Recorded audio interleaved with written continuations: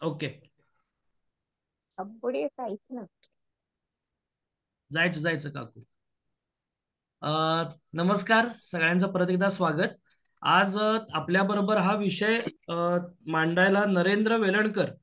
अ, आता त्याला मी अरेतुरेच करतो आणि नरेंद्र माझा खूप चांगला मित्र आहे. नरेंद्र बद्दल ओळख करून द्यायची म्हणजे नरेंद्र स्वतः इंजिनियर आणि इंडॉलॉजिस्ट आहे.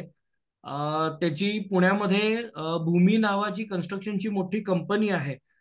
वेगवेगळी मंदिरं आणि वेगवेगळ्या स्कीम्स याच्यामध्ये त्याचा हातखंडा आहे. त्याचबरोबर आपल्या विषयामध्ये त्यानं 10 पेक्षा जास्त नॅशनल आणि इंटरनॅशनल कॉन्फरन्सेसमध्ये पेपर प्रेझेंट केलेले आहेत. त्याचबरोबर मुंबईमध्ये एशियाटिक सोसायटी जी आहे, तर एशियाटिक सोसायटीकडून फलटण आणि फलटणच्या आजूबाजूच्या भागातला पुरातत्वीय अभ्यास या विषयासाठी नरेंद्रला फेलोशिप पण मिळाली आहे, तिथला प्रबंध सादर करण्यासाठी म्हणून. त्याचा कंबोडिया या स्पेसिफिक देशावरती मागची काही वर्ष अभ्यास आहे. तो अनेकदा स्वतः त्या ठिकाणी जाऊन राहून हा अभ्यास करून आलाय आणि त्याच पद्धतीतून तो तिथला जो भाग आहे भारताचा सांस्कृतिक सेतू हा लोकांसमोर मांडायचा, त्याला मी ज्या वेळेला विनंती केली त्यावेळेला त्यानं त्या विनंतीला मान देऊन हे ऍक्सेप्ट केलं. ऍक्सेप्ट केल्यानंतर आम्ही दोघं जण परत कंबोडियाला गेलो. आम्ही जानेवारीमध्ये तिथे मागच्या जानेवारीमध्ये एक छान सहल पण तिथं आपली झाली आहे नरेंद्र बरोबर. तर अशा या हरहुन्नरी नरेंद्रचं खूप खूप स्वागत. आणि तुमच्या सगळ्यांसाठी म्हणून नरेंद्रचं लवकरच कंबोडियावरती पुस्तक पण येत आहे. सो हो. ते पण एकदा हो. ठरलं की मी तुम्हाला सांगेनच. तर तुमच्या सगळ्यांचं विरासत टॉक्स मध्ये आणि नरेंद्र ऍज अ स्पीकर म्हणून तुझं पण खूप खूप स्वागत. मी पुढची सगळी सूत्र ही आता नरेंद्रकडे देतोय आणि बाकी मी आहे. कुणाला काही अडचण आली तर तुम्ही मला मेसेज हा करू शकता. Over to Narendra. Thank you so much. आणि एक छोटीशी सूचना, ज्यांना शक्य असेल त्यांनी कॅमेरे सुरू ठेवा म्हणजे नरेंद्रला बोलताना पण छान वाटेल. Over to Narendra. थँक्यू. धन्यवाद इंद्रनील. नेहमीच या विषयावरती बोलायला आणि तुझ्या बरोबर वेगळ्या वेगळ्या कार्यक्रमांना बोलायला मजा येते, त्यामुळे त्यात काही शंकाच नाही. आपण हे सुरू करूया. एक मिनिट.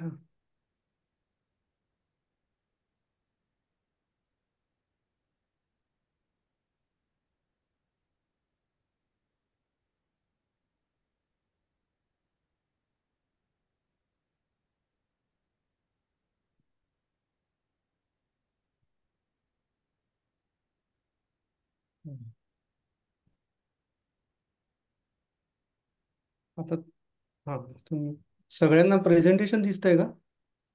हो, दिसतंय. ओके. तर भारताचा सांस्कृतिक सेतू कंबोडिया, बेसिक ह्याच्यावरती आज आपण बोलणार आहोत. की आता कंबोडिया आणि सांस्कृतिक सेतू हा थोडासा एक प्रश्न येतो की भारताबाहेर असलेला एक वेगळाच देश कंबोडिया, की तसं बघितलं तर भारतापासनं अगदी काही तो शेजारी नाही आहे. मध्ये बरंच अंतर आहे त्याच्यामध्ये, आणि ते अंतर क्रॉस करून त्याचा आणि भारताचा काय संबंध आहे हा आपल्याला प्रश्न पडतो. आता हा प्रश्न पडण्याचं स्वाभाविक कारण असं आहे की तिथे जी मंदिरं आहेत, ती मंदिरं बरीचशी हिंदू मंदिर आहेत. आणि हिंदू मंदिरं असल्यामुळे ती तिथनं कुठे आली असा एक प्रश्न सगळ्यांच्या मनात येतो.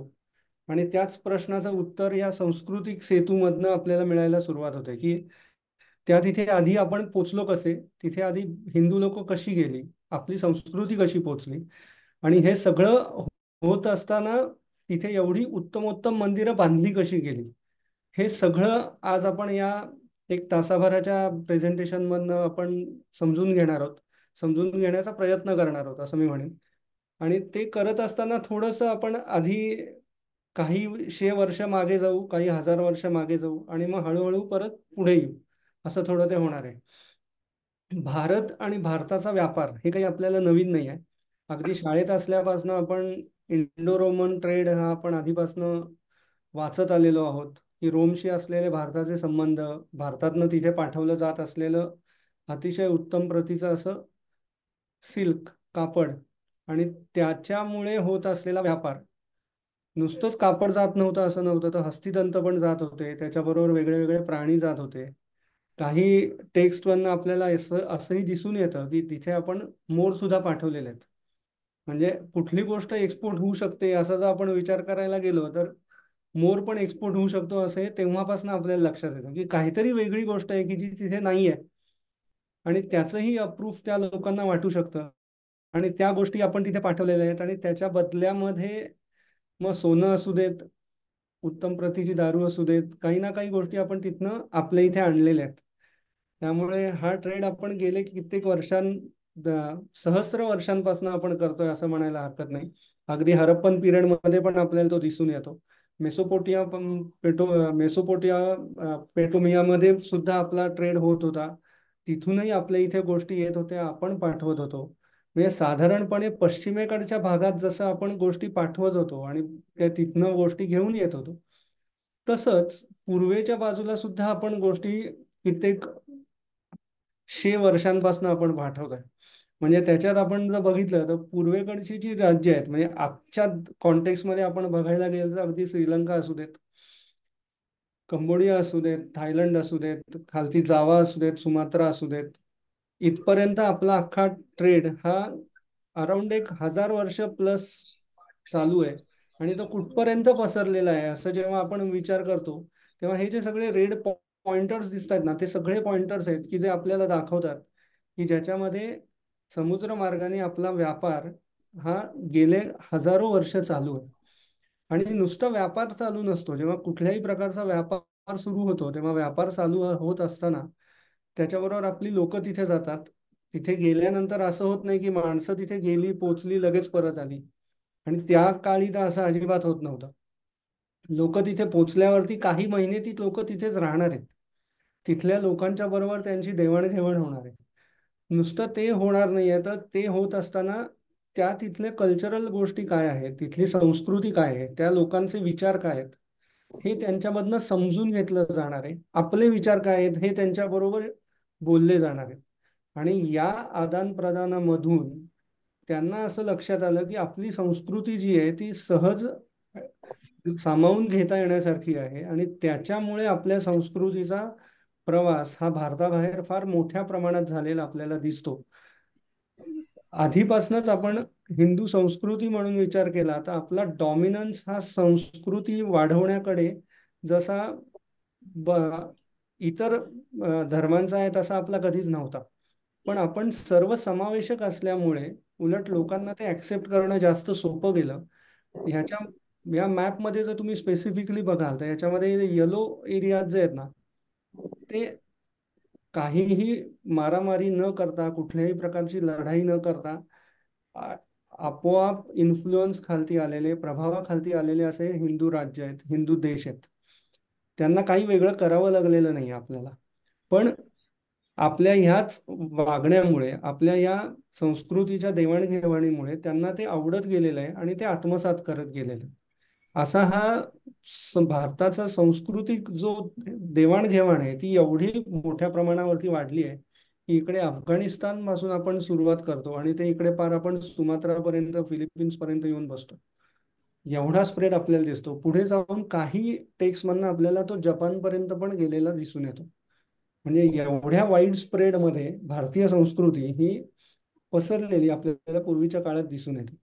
आता हे सगळं चालू असताना कंबोडियावरती जेव्हा आपण थोडासा विचार करतो, तेव्हा कंबोडियामध्ये बेसिक हिंदू आले कधी किंवा आपलं सांस्कृतिक दृष्ट्या आपण कधी पोचलो असा जेव्हा आपण विचार करतो, तेव्हा त्यात दोन गोष्टी आपल्याला दिसून येतात. एक तर कंबोडिया हा शब्दच कंबुज या देशावरनं, नावावरनं आलेला आहे. कंबुज हा जो हे जर नाव आपण बघितलं तर ते कंबू स्वयंभू याच्यावरनं त्याचं अपभ्रंश होऊन आलेलं नाव आपल्याला दिसतं, की ज्याच्यामध्ये कंबू स्वयंभू हे एका ब्राह्मणाचं नाव आहे की जो तिथे आधी पोचलेला होता आणि ज्याच्यावरनं पुढे कंबुज हे नाव त्या देशाला आलेलं आपल्याला दिसतं. ही एक थेअरी त्याच्या मागे दिसून येते. तशीच अजून एक आपल्याला गोष्ट जी दिसते की चीनी कागदपत्रांमधून बेसिक ह्या ज्याला आपण आता कंबोडिया म्हणतो, तो कंबोडियाचं पूर्वीचं नाव हे फुनान असं आपल्याला दिसून येतं. मेकॉंग नावाची जी नदी आहे की जी चीनमधनं वाहत वाहत खालपर्यंत येते, तिचं अतिशय मोठं विस्तीर्ण असं पूर्ण स्ट्रेच आहे, लांबच्या लांब आहे ती. 3-4 देशांमधनं ती क्रॉस करून खालती येताना आपल्याला दिसते. आणि या मेकॉंग नदीच्या काठावरती असलेलं हे फुनान म्हणजे पर्वतांचा राजा, म्हणजे मोठे मोठे पर्वत असलेला असा देश, असं त्याचा तेव्हाच्या नावाचा अर्थ आहे. ह्याच्यामध्ये कौंडिण्य नावाचा जो व्यापारी होता, त्या व्यापाराचं जहाज हे बंदरामध्ये लागलं आणि तो तिथे उतरला. तिथे उतरल्यानंतर त्याला असं लक्षात आलं की तो ज्या भागामध्ये उतरलेला आहे त्या तिथे जी लोकवस्ती आहे ती नाग लोकांची वस्ती आहे. आणि त्याच्यामध्ये ती, जसे आजच्या काळामध्ये आपण आदिवासी म्हणतो तशी ती लोक आहेत. त्यांच्या अंगावर वस्त्र नाही आहेत, भाले आणि धनुष्यबाण आहेत, आणि त्यांच्यानी त्यांचं सगळं हे चालू आहे. आता त्या काळामध्ये तिथे पोचल्यानंतर या कौंडिन्याने त्यांच्याबरोबर इंटरॅक्शन करायला सुरुवात केली, त्यांच्याबरोबर बोलण्याचा प्रयत्न केला, पण त्या लोकांनी पटकन ते आत्मसात करून घ्यायला त्या वेळेला थोडासा त्यांच्यामध्ये रेझिस्टन्स होता. म्हणजे त्यांना ते समजत नव्हतं, कारण त्यांच्यामध्ये तेवढी बोलण्याची किंवा ह्याची हे वाढवलेलीच नव्हती. तर त्या काळी झालेलं असं आहे की आपली त्या मनाने सांस्कृतिक दृष्ट्या कपडे आणि ह्या ह्याची आपली प्रगती खूप झालेली होती. त्या ह्याच्यामध्ये आपल्याकडे असलेले कपडे आपण त्यांना दिले. ते कपडे दिल्यानंतर हळूहळू आपण त्यांना शेती कशी करायची हे त्यांना शिकवलं. पण हे सगळं करण्यासाठी जो एक बेसिक पाया ॲक्सेप्टन्स लेवलवरती लागतो, की लोकांनी आपल्याला बेसिक आपलंसं म्हणावं लागतं. त्या आपलंसं म्हणण्यासाठी जी प्राथमिक पायरी आहे, ती पायरी म्हणजे तिथे असलेली नागवंशीय जी राणी आहे की जिचं नाव आहे सोमा, याच्याबरोबर कौंडिन्यांनी लग्न केलं. आणि त्याच्यामुळे तिथल्या भागातला सर्वसामान्य लोकांनी आपलंसं म्हणणं हे एकदम सोपं गेलं, आणि तिथून पुढे आपली सांस्कृतिकदृष्ट्या तिथे आपली समृद्धता वाढायला लागलेली दिसते. आता हे सगळं जे आपण बोलतोय ना, हे बोलत असताना हे कशावरनं बोलतोय, म्हणजे हे कुठेतरी गोष्ट लिहिली आहे म्हणूनही अशातला भाग नाहीये. तर व्हिएतनाममध्ये मायसन इथे एक आपल्याला शिलालेख मिळाला आहे की ज्याच्यामध्ये ही गोष्ट लिहून ठेवलेली आहे. आणि त्या रेफरन्सनी आपल्याला असं म्हणता येतं की ही गोष्ट खरी आहे, आणि ह्याचा पुरावा म्हणून आपण त्याचा वापर करू शकतो. आता ह्यात एक प्रश्न असा पडतो की कौंडिण्य आणि कंबू स्वयंभू हे एकच आहेत का दोन वेगळे आहेत? तर त्याच्यावरती अजून असा पूर्णपणे अभ्यास करून असं कन्क्लूड करता आलेलं नाहीये की ही दोन्ही माणसं दोन वेगळी आहेत, किंवा असंही म्हणता येत नाही आजच्या तारखेला की ही दोन्ही माणसं एकच आहेत. पण मोठ्या ह्याच्यावरती जर आपण विचार केला तर दोन्हीच्या मागचा जो जिस्ट आहे की तिथे पोचून आपली संस्कृती वाढवायला जी मदत केली गेलेली आहे, त्याच्या मागचा गाभा आपल्याला बऱ्यापैकी सारखा दिसतो. त्यामुळे नावांमध्ये जरी फरक असला तरी त्याच्यात फार अडकून बसण्यात अर्थ नाही. पण आपण त्या याने नक्कीच पुढे जाऊ शकतो की कौंडिण्य किंवा कंबू स्वयंभू यांच्यामुळे आपण पुढे जायला सुरुवात झाली, आणि तिथून आपली संस्कृती ही तिथे रुजायला सुरुवात झाली. हे सगळं होत असताना फक्त हा एक शिलालेख मिळतो म्हणूनच ते खरं आहे असं आहे का, तर अशातलाही भाग नाही. कसं असतं, कुठल्याही संस्कृतीचा अभ्यास करत असताना, कुठल्याही नवीन जागेचा अभ्यास करत असताना तिथे आजूबाजूला अजून शिलालेख काय मिळत आहेत, त्याच्यातून काय काय वेगळी वेगळी नावं मिळत आहेत, त्यातून कुठल्या गोष्टी लिहिलेल्या आहेत, त्याचा आपल्याला काय उपयोग होऊ शकतो का, आपल्या इथे असलेल्या वेगळ्या वेगळ्या लिखित साहित्यांमधून येणाऱ्या नावांशी त्यांचा काही साधर्म्य आहे का, एकसारखेपणा आहे का, ह्या वेगळ्या वेगळ्या विषयांवरती आपल्याला हे कळतं की त्याच्यामध्ये एक वाक्यता आहे. आणि मग आपण असं म्हणू शकतो की आपली संस्कृती ही तिथे आपल्याला दिसते. आता याच्यात जर आपण बघितलं तर राज्यांची नावं जी आपल्याला दिसून येतात ती येतात ताम्रपूर, भवपूर, इंद्रपूर, यशोधरपूर, अशा प्रकारची नावं येतात. पूर म्हणजे राज्य, हे आपल्याला तर माहितीच आहे. म्हणजे संस्कृत बेस असलेली अशी ही सगळी नावं आहेत की जी आपल्याला प्रामुख्याने दिसून येतात. त्यानंतर वेगळ्या वेगळ्या ज्या अ, स्थापत्यातल्या वेगळी वेगळी जी स्थळं आहेत त्यामध्ये जर आपण विचार केला तर आश्रमशाळा, विप्रशाळा, आरोग्यशाळा म्हणजे हॉस्पिटल्स, अशी पण नावं त्याच्यामध्ये आपल्याला त्यांच्या शिलालेखांमधनं दिसून येतात. आता हे राजे तेव्हा नक्की काय करत होते, जे आपल्या इथेही जे शिलालेख मिळतात त्याच्यामध्ये आधी सुरुवातीला राजांची मोठी यादी दिसते की हा आजोबा असलेला, त्याच्यानंतर ह्याचा मुलगा, आणि आता हा राजा, की ज्यांनी आत्तापर्यंत एवढं राज्य मोठं केलेलं आहे, पूर्वेपासनं पश्चिमेपर्यंत राज्य झालेलं आहे, असं जी त्याची नामावली येते तशामध्येच आपण जर बघितलं तर इथे मिळणाऱ्या शिलालेखांमधनं आपल्याला जी विद्वानांची नावं मिळतात त्यात हिरण्यदामन, अशी नावं आपल्याला त्यात प्रामुख्याने दिसून येतात. हे राजे करतात काय, तर हे होम करताना पण आपल्याला दिसतात, यज्ञयाग करताना आपल्याला दिसतात. त्याच्यानंतर त्यांनी दिलेली दानं ही त्यांच्या शिलालेखातून आपल्याला दिसून येतात. हे सगळं जेव्हा दिसून येतं तेव्हा इनडायरेक्टली यज्ञ संस्कृती ज्याला आपण म्हणतो त्यातूनच पुढे आलेली अशी ही संस्कृती आपल्याला प्रामुख्याने याच्यामध्ये दिसून येते. राण्यांची नावं आणि हे जर आपण बघितलं तर राजे आणि राण्यांमध्ये आपल्याला इंद्रवर्मन, यशोवर्मन, जयवर्मन अशी वेगळी वेगळी नावं दिसून येतात. तर गुणप्रभावती, इंद्रलक्ष्मी अशी राण्यांची नावं दिसून येतात. नुसतं राण्या आणि राजे यांचीच नावं यात आहेत अशातला भाग नाही आहे. तर मोठ्या मोठे जे पंडित आहेत किंवा कर्तबगार स्त्रिया आहेत त्यांची नावं आपल्याला दिसून येतात. प्राण नावाची एक पंडिता याच्यामध्ये 2 ते 3 वेळेला शिलालेखांमधून आपल्याला आलेली दिसते. जान्हवी नावाची एक पंडिता आपल्याला त्याच्यामध्ये दिसते. तर हे सगळं शक्य कशावरनं होऊ शकतंय, तर 1500 पेक्षा जास्त लेख आपल्याला तिथे शिलालेखांमधनं मिळतात, की जे संस्कृत भाषेत लिहिलेले आहेत. आणि त्याची लिपी असं जर आपण बघितलं तर ती खमेर म्हणून जी लिपी आहे त्याच्यामध्ये ते लिहिलेले आहेत. म्हणजे भाषा संस्कृत आहे आणि लिपी खमेर आहे. आता असे हे लेख तिथे शिलालेखांमध्ये आपल्याला प्रत्येक मंदिरांमध्ये कुठे ना कुठे लिहिलेले आपल्याला दिसतात. आणि ते नशिबाने अतिशय चांगल्या परिस्थितीमध्ये, अतिशय चांगल्या स्थितीमध्ये असल्यामुळे ते व्यवस्थित डॉक्युमेंटही करता आलेले आहेत. त्याच्यामुळे आपल्याला ही माहिती मिळते आणि ती माहिती मिळणं जास्त सोपं जातं. तर हे करून आपण जेव्हा सुरुवात थोडंसं पुढे येतो तेव्हा आपल्याला असं लक्षात येतं की त्यातले त्यात सगळ्यात जुन्यात जुनं मंदिर आपण जर तिथे बघायला गेलो तर ते किती जुनं मिळतं असं जर आपण विचार केला तर ते साधारणपणे 7व्या शतकाच्या सुरुवातीचं आपल्याला मंदिर आपल्याला दिसतं, की ते कपालक्रौक नावाचं मंदिर आहे, की जे साधारणपणे भववर्मन दुसरा ते जयवर्मन पहिला या दोघांच्या कालखंडामध्ये बांधलेलं आपल्याला दिसून येतं. ह्याच्यात अजून एक गोष्ट अशी आहे की ह्याच्यात जो शिलालेख आपल्याला मिळाला आहे ना त्याच्यामध्ये आपल्याला असं दिसतं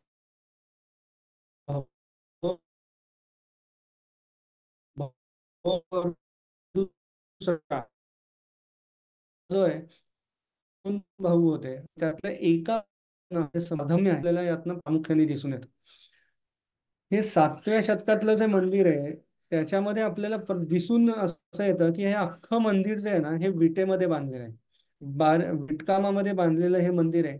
हे आधीच्या ह्याच्यात जर आपण बघितलं तर आपल्याला पूर्ण मंदिर दिसत नाही. म्हणजे ते थोडंसं भग्नावस्थेत आहे, त्याला शिखर दिसत नाहीये आतमध्ये, तर आपल्याला जाता पण येणार नाही. पण याच्या चारही बाजूनी मंदिर कसं होतं, त्याचा प्रवेश कुठून होता हे आपल्याला दिसून येतं. बघितलं तर बाहेरच्या बाजूला आपल्याला इथे शिल्प होती हे आपल्याला त्यात दिसतं. आणि ते शिल्प काय होती हे जर बघितलं तर साईडने आपल्याला ते आयडेंटिफाय करता येतं, की आपल्याला साधारणपणे दाक्षिणात्य पद्धतीची जी मंदिरं आहेत त्या मंदिरांमध्ये बाहेरच्या भद्रांवरती जसं शिल्पकला दिसून येते, कधी कधी आपल्या इथे कोष्ट दिसून येतात, तसं ही देवकोष्ट विटांच्या मंदिरांमध्ये बाहेरनं केलेली आपल्याला दिसून येते. या इथे जर वरती बघितलं तर इथे आपल्याला व्याल पण दिसून येतो दोन्ही बाजूला. आता ह्याच्यात एक महत्वाची गोष्ट अतिशय चांगली अशी बघण्यासारखी आहे, की ही जी विटांमध्ये केलेली मंदिर आहेत या मंदिरांमध्ये ही प्रत्येक विटेतलं कोरीव काम हे उलट्या पद्धतीने केलेलं असतं. म्हणजे ती वीट त्याप्रमाणे आधी छापली जाते आणि मग ती जागेवरती बांधलेली आपल्याला दिसून येते. अशा प्रकारचं हे बेसिक या विटांच्या मधलं जे आहे हे काम आपल्याला प्रामुख्याने दिसून येतं. हे करून आपण थोडंसं पुढच्या टाइम फ्रेम मध्ये आलो, की एक 10व्या शतकामध्ये महेंद्रवर्मन आणि हर्षवर्मन यांनी बांधलेलं हे क्रवान नावाचं एक अतिशय सुंदर विष्णूचं मंदिर आहे.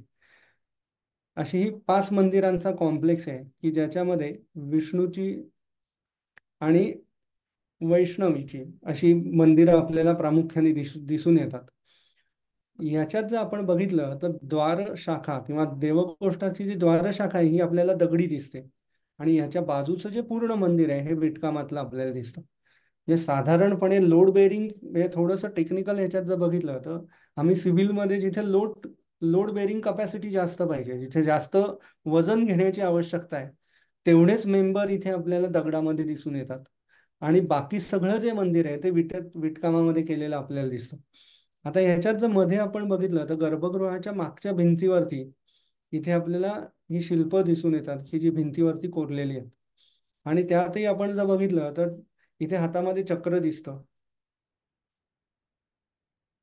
त्याच्यावरनं आपल्याला तो पूर्ण अंदाज येतो की हे इथे असलेलं हे मंदिर आहे, हे विष्णू या देवाला समर्पित असं असणार आहे, ह्याच्यामध्ये शंका येत नाही. आता हे फक्त एवढ्याच एकावर आहे का, तर असंही नाही. हे बघा, म्हणून तेवढ्यासाठी ही पुढची काही चित्र आहेत की याच्यामध्ये आपल्याला ते क्लिअरली दिसतं की हे असलेलं हे पीठ आहे की ज्याच्यावरती असलेली नॉर्मली आपली मूर्ती येते कुठल्याही देवतेची, आणि त्याच्यावर असलेला हा गरुड आणि गरुडाच्या खांद्यावर बसलेला विष्णू, असा हा अतिशय सुंदर प्रकारे त्या विटकामामध्ये एम्बॉस केलेला किंवा विटकामामध्ये छापलेला आपल्याला याच्यामध्ये दिसून येतो.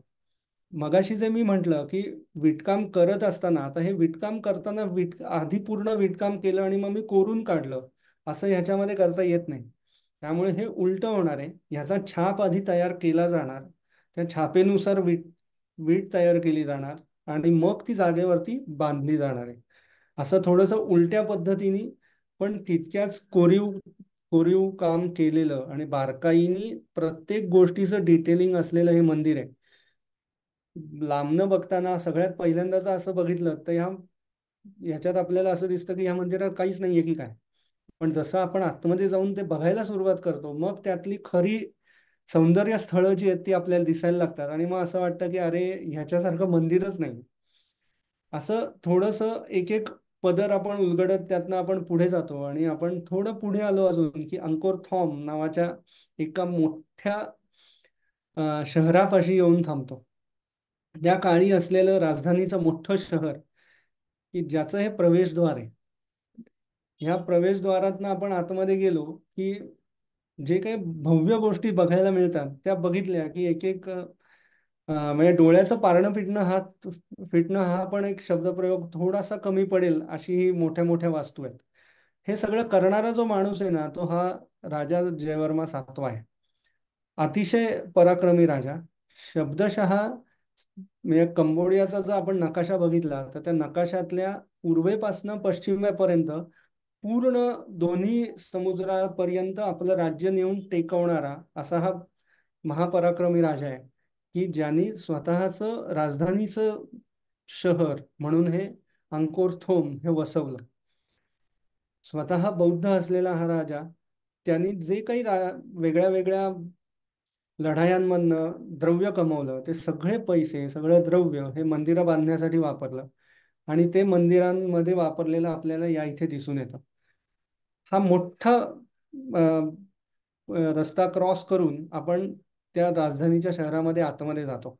तर इथे जर बघितलं तर उजवीकडे आणि डावीकडे इथे कडेला इथे एक शेपटी दिसते बघा, एक कोणतरी ओढतंय आणि एक शेपटी आहे.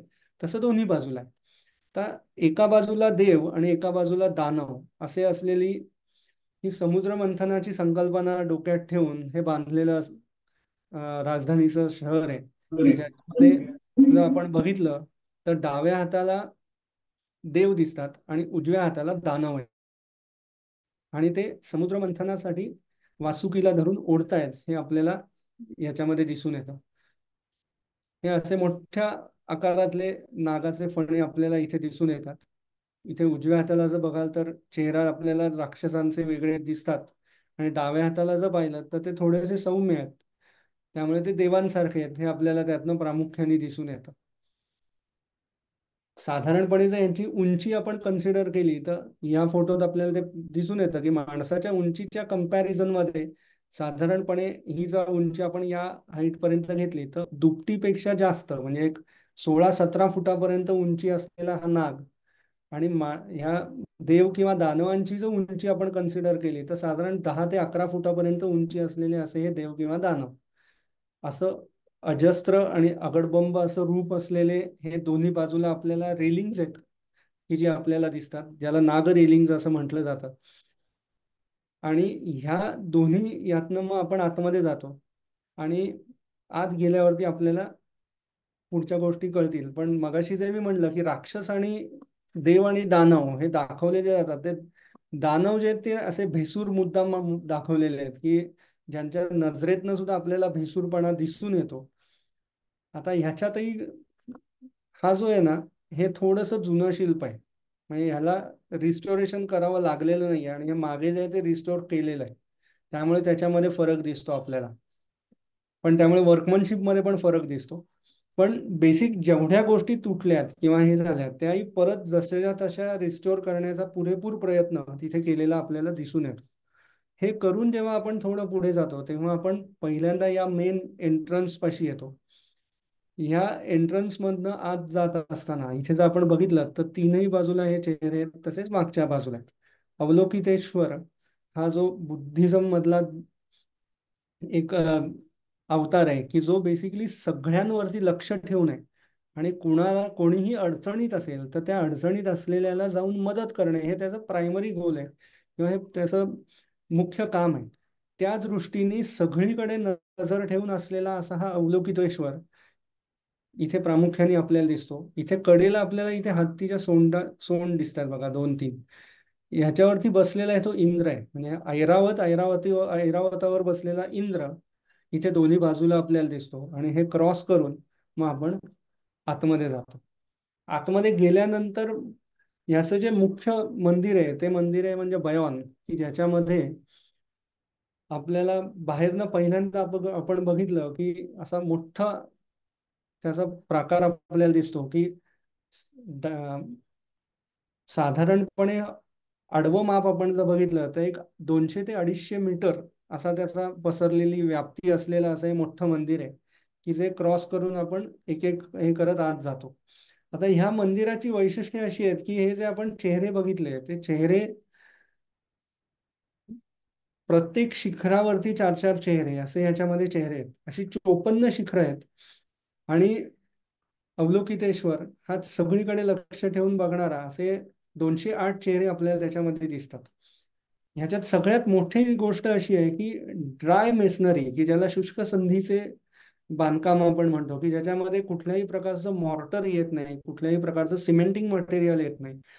एकमेकावरती दगड ठेवून किंवा त्याच्यामध्ये दगड अडकतील अशा प्रकारे त्यांची बांधणी करून हे बांधलेलं मंदिर आहे. आता याच्यात मोठी गोष्ट अशी आहे की साधारण याचा जर आपण पूर्ण चौकोनी हे बघितला तर पाव किलोमीटर बाय पाव किलोमीटरचा तो चौकोन आहे. आणि त्या अख्ख्या चौकोनामध्ये असलेलं हे मंदिर की ज्याची साधारणपणे उंची ही 30-1 मीटर पर्यंत आहे. ही उंची असलेलं मंदिर पूर्णपणे ड्राय मेसनरीमध्ये आजही उभं असलेलं आपल्याला दिसून येतं.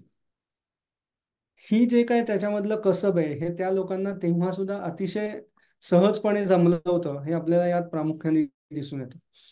आजच्या ह्याच्यामध्ये जर आपण विचार केला की ओव्हरऑल अंकोरथोम हे जे एरिया आहे ह्याचा हा किती आहे, एखादा युरोपमधलं जर आपण एखादं शहर कन्सिडर केलं तर त्या शहराच्या एरियापेक्षाही मोठं असलेलं हे राजधानीचं शहर आपल्याला तिथे दिसतं. आता ह्याच्यात नक्की त्यांनी केलं होतं काय काय, तर त्यांनी जर आपण बघितलं तर 102 हॉस्पिटल्स त्यांनी बांधली होती, 21 गेस्ट हाऊसेस बांधली होती, साधारणपणे 718 लहान मोठ्या मंदिरांसाठी 3400 गावं ही त्यांनी दान म्हणून दिली होती. म्हणजे साधारण अगदी थंबरुलनी आपण जरी विचार करायला गेलं तर एक मंदिर बांधलं तर त्याला 5 गावं दान दिलेली आहेत. इनडायरेक्टली 66,625 लोकांची एम्प्लॉयमेंटची सोय त्या काळी ह्या राजांनी केलेली आपल्याला दिसून येते. म्हणजे आज आजच्या राजकारणाशी जर आपण थोडासा याचा संबंध लावायचा प्रयत्न केला तर मागच्या इलेक्शनमध्ये सुद्धा किंवा या इलेक्शनमध्ये सुद्धा मेजर अपोजिशनचा हे असा होता की तुम्ही एम्प्लॉयमेंटच क्रिएट केलेली नाही. आता आपण हे जे बोलतोय हे साधारणपणे 1400 वर्षापूर्वीचं बोलतोय आणि त्या 1400 वर्षापूर्वी सुद्धा एम्प्लॉयमेंट ही त्या काळी या राजांनी केलेली आपल्याला दिसून येते. एवढ्या मोठ्या प्रमाणावरती स्थापत्य निर्माण केलं गेलेलं आहे की ज्याच्यासाठी लागणारी सर्व मनुष्यबळाची व्यवस्था आजूबाजूच्या गावांमधनं तिथे उपलब्ध करून देण्यात आलेली आहे. आणि ती सगळी लोक त्या राजधानीशी जोडली जातील, हे ह्याच्यामध्ये बघितलेलं आपल्याला दिसून येतं. बेसिक मंदिराशी असलेलं कनेक्शन या लोकांचं, त्यातनं त्यांना निर्माण होणारे वेगळे वेगळे व्यापार, आणि त्यातनं ती लोक स्वतः कशी काय व्यवस्थितपणे राहू शकतील, हे सगळं जे गणित आहे, हेच टेम्पल कल्चर याच्यामध्ये येतं. आणि हे ह्या लोकांना तेव्हापासून अतिशय चांगल्या प्रकारे जमत होतं, हे असं आपल्याला दिसून येतं. हे करत असताना हे जे वेगळे वेगळे चेहरे आपल्याला दिसतात ना, ते वेगळ्या 2 ते 3 थरांवर आपल्याला दिसून येतात. म्हणजे इथे जर बघितलं तर हा एक लेयर येतो, हा गॅलरीचा लेयर आहे. गॅलरीच्या वरती आपल्याला एक शिखरं दिसतात, ती एक लेवल येतात. इथे मधल्या शिखराकडे जाताना आपण जर बघाल तर मध्ये अजून एक लेयर येतो, आणि सगळ्यात वरती चेहऱ्याचा एक लेयर आहे. असं वेगळ्या वेगळ्या लेयर वरती हळूहळू ते चेहरे वरती जाताना आपल्याला दिसून येतात. आता ह्याचं कनेक्शन कुठे कसं आहे हे थोडं आपण पुढे पाहूच या. प्लॅन मध्ये जर आपण बघितलं तर असं चारी बाजूनी हे जे चौकोनी आहेत, ह्या गॅलरीज आहेत की जिथे त्या राजाने केलेले वेगळे वेगळे पराक्रम, तिथल्या लोकांची असलेली दैनंदिन कामं, आणि ते करत असलेल्या गोष्टी, त्यांची पूजा किंवा त्यांचे यज्ञ, त्यांच्यावरती असलेला त्यांचा विश्वास, ते करत असलेली कामं, ही सगळी या साईडच्या गॅलरीज मधनं तिथे भिंतींवर कोरलेली आपल्याला दिसून येतात. आणि आतमध्ये गेल्यानंतर मग वेगळ्या वेगळ्या लेयर्स मधून आपण चढून वरती मुख्य गाभाऱ्यामध्ये येतो. असा त्याचा बेसिक चढणीचा क्रम आपल्याला यात दिसतो. मी ज्या गॅलरीज म्हणलं, त्या या गॅलरीज आहेत की ज्याच्यामध्ये वेगळी वेगळी शिल्प आपल्याला दिसून येतात. जसं चढून आपण वर जातो तसं हा अवलोकितेश्वर आपल्याला प्रत्येक वेगळ्या वेगळ्या शिखरांवर जास्त जवळून चांगल्या प्रकारे स्मितहास्य करताना आपल्याला दिसून येतो. अर्धोन्मिलित असलेले नेत्र आणि चेहऱ्यावर असलेलं स्मितहास्य, हे त्याचं बेसिक एक व्यवच्छेदक लक्षण आहे. त्याच्या डोक्यावरती बघित छान मुकुट आहे, आणि त्याच्यावरती छान नक्षी केलेली आपल्याला दिसून येते. हे जसं बघत आपण वरती जातो तसं गॅलरीज मध्ये मी जे म्हटलं तेव्हा, हा आता हा पण एक पटकन एक सांगतो की जसं आपण वरती जात जातो तसं इथे गॅलरीजला साईड वाईज आपल्याला त्याचं रूफ जे दिसतं ना, ते रूफ सुद्धा इंटरलॉकिंग स्टोन्स मध्ये आहे. आणि त्या स्टोन्सचा जर आपण पाहिलं तर एक लेयर्स आपल्याला दिसतात. म्हणजे नागाच्या पाठीवरनं जसं हात फिरवल्यावरती किंवा नाग असे प्रत्येक छपरावरती जर आपण लावले तर जसं कौलं आपल्याला दिसतात, तशी ही दगडामध्ये कोरलेली अशी इंटरलॉकिंग असलेली कौलं आहेत की जी आपल्याला तिथे प्रामुख्याने बघायला मिळतात. आता मगाशी जे मी म्हटलं की गॅलरीज मध्ये आपल्याला जे वेगळ्या वेगळ्या गोष्टी त्यांनी कोरून ठेवलेल्या आहेत, त्याच्यामध्ये जी त्यांची युद्ध झालेली आहेत, म्हणजे चंपा या राज्याशी झालेलं युद्ध, मग त्या बोटींमधनं झालेल्या युद्धांमध्ये काय काय होत होतं, मग त्यात लोक कशी लढत होती, जी लोक मारली जात होती ती कशी खाली फेकली जात होती. इथे जर एका बाजूला बघाल तर मगरीने एका इथे माणसाला पकडले डाव्या कोपऱ्यामध्ये.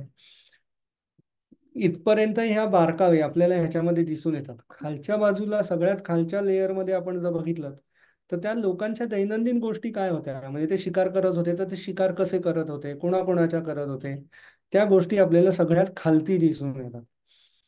जेव्हा आपण ही शिल्प बघत जातो, उंचीवाला जर बघितलं तर आपण साधारणपणे ही 10 ते 12 फूट उंचीची शिल्प आहेत.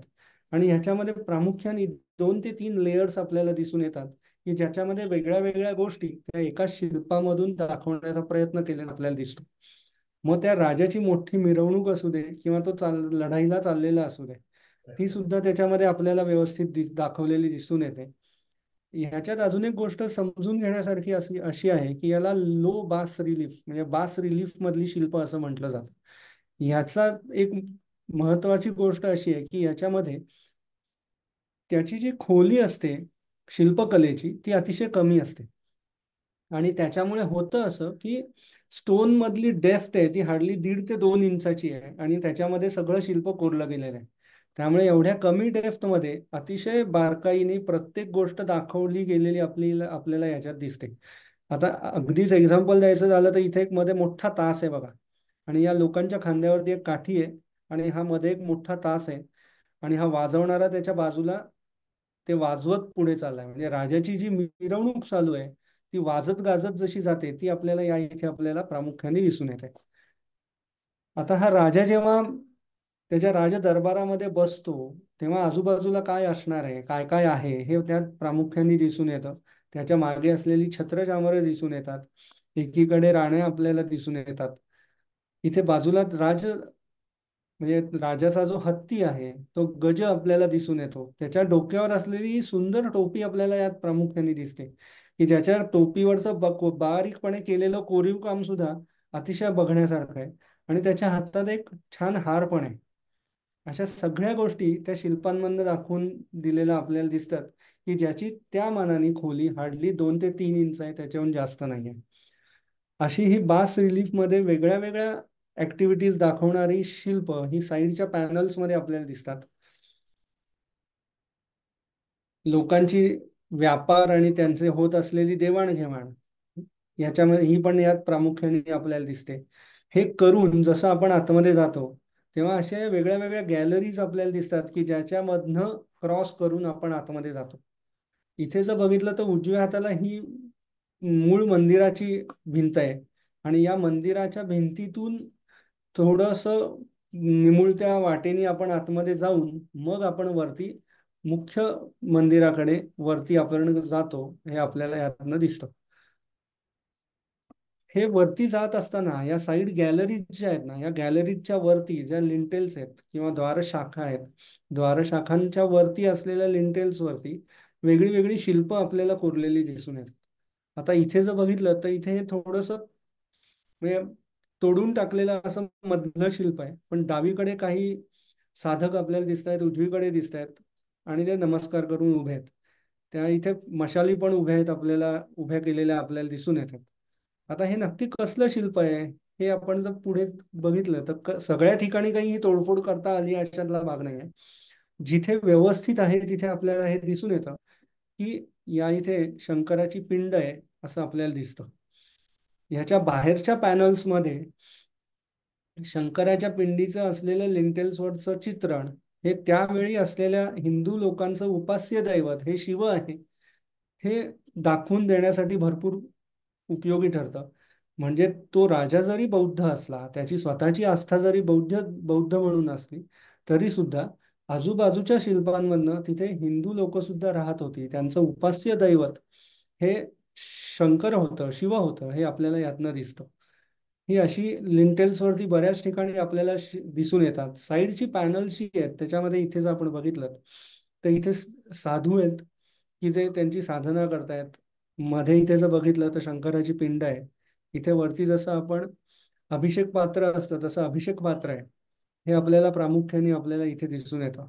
नुसतं एवढंच नाही आहे तर इथे खालती जर बघितलं ना तर इथे एक पाण्याचा कुंड आहे. इथे पाण्यातनं वर आलेल्या कळ्या आपल्याला दिसून येतात. इथे कासवं दिसतात, मासे दिसतात. ह्याला पायऱ्या दाखवल्यात व्यवस्थित. म्हणजे जवळ पुष्करणी जशी आपल्या इथे मंदिरांमध्ये असते तसं मंदिराच्या जवळ असलेल्या पाण्याच्या इथून ते पाणी आणून जसं आपण देवाची पूजा करतो तसं सर्व गोष्टी इथे ह्या शिल्पातून आपल्याला दाखवल्या गेलेल्या आहेत, हेही आपल्याला तिथे पाहायला मिळतं. जसं आपल्याला हिंदू शिल्प दिसतात तशी ही बौद्ध शिल्प पण दिसतात, की ज्याच्यामध्ये मध्ये आपल्याला इथे गौतम बुद्ध दिसतात आणि त्याच्या आजूबाजूला त्यांच्या वेगळ्या वेगळ्या कथा ज्या आहेत त्यांच्याशी संबंधित जातक कथांमधल्या त्याही आपल्याला काही शिल्पांमधून इथे आलेल्या दिसून येतात. जसं आपण हे करून थोडं पुढे येतो तेव्हा एका लिंटेलवरती आपल्याला हे कृष्णाचं पण शिल्प दिसतं. गोवर्धनधारी असा हा कृष्ण हा आपल्याला इथे दिसतो. खालती असलेल्या गायी आपल्याला दिसतात, वासरू दिसतं. इथे वेगळे वेगळे गोप दिसतात आणि मध्ये उभा असलेला कृष्ण की जो गोवर्धन पर्वत उचलून उभा आहे हे आपल्याला इथे दिसून येतं. इथे आणि आपल्या याच्यामधला एकच फरक आपल्याला दिसतो की आपल्या इथे तो करंगळीवरती गोवर्धन पर्वत उचललेला आपल्याला दिसतो. तर या इथे आपल्याला तो पूर्ण हात त्यांनी धरलेला आपल्याला दिसून येतो. या इथल्या प्रत्येक शिल्पांमध्ये चेहरेपट्टी आणि हे जर आपण पाहिली तर तिथे राहत असलेल्या लोकांप्रमाणे राजाच्या चेहरेपट्टीप्रमाणे त्याला साधर्म्य ठेवून ती केली गेलेली आपल्याला दिसते.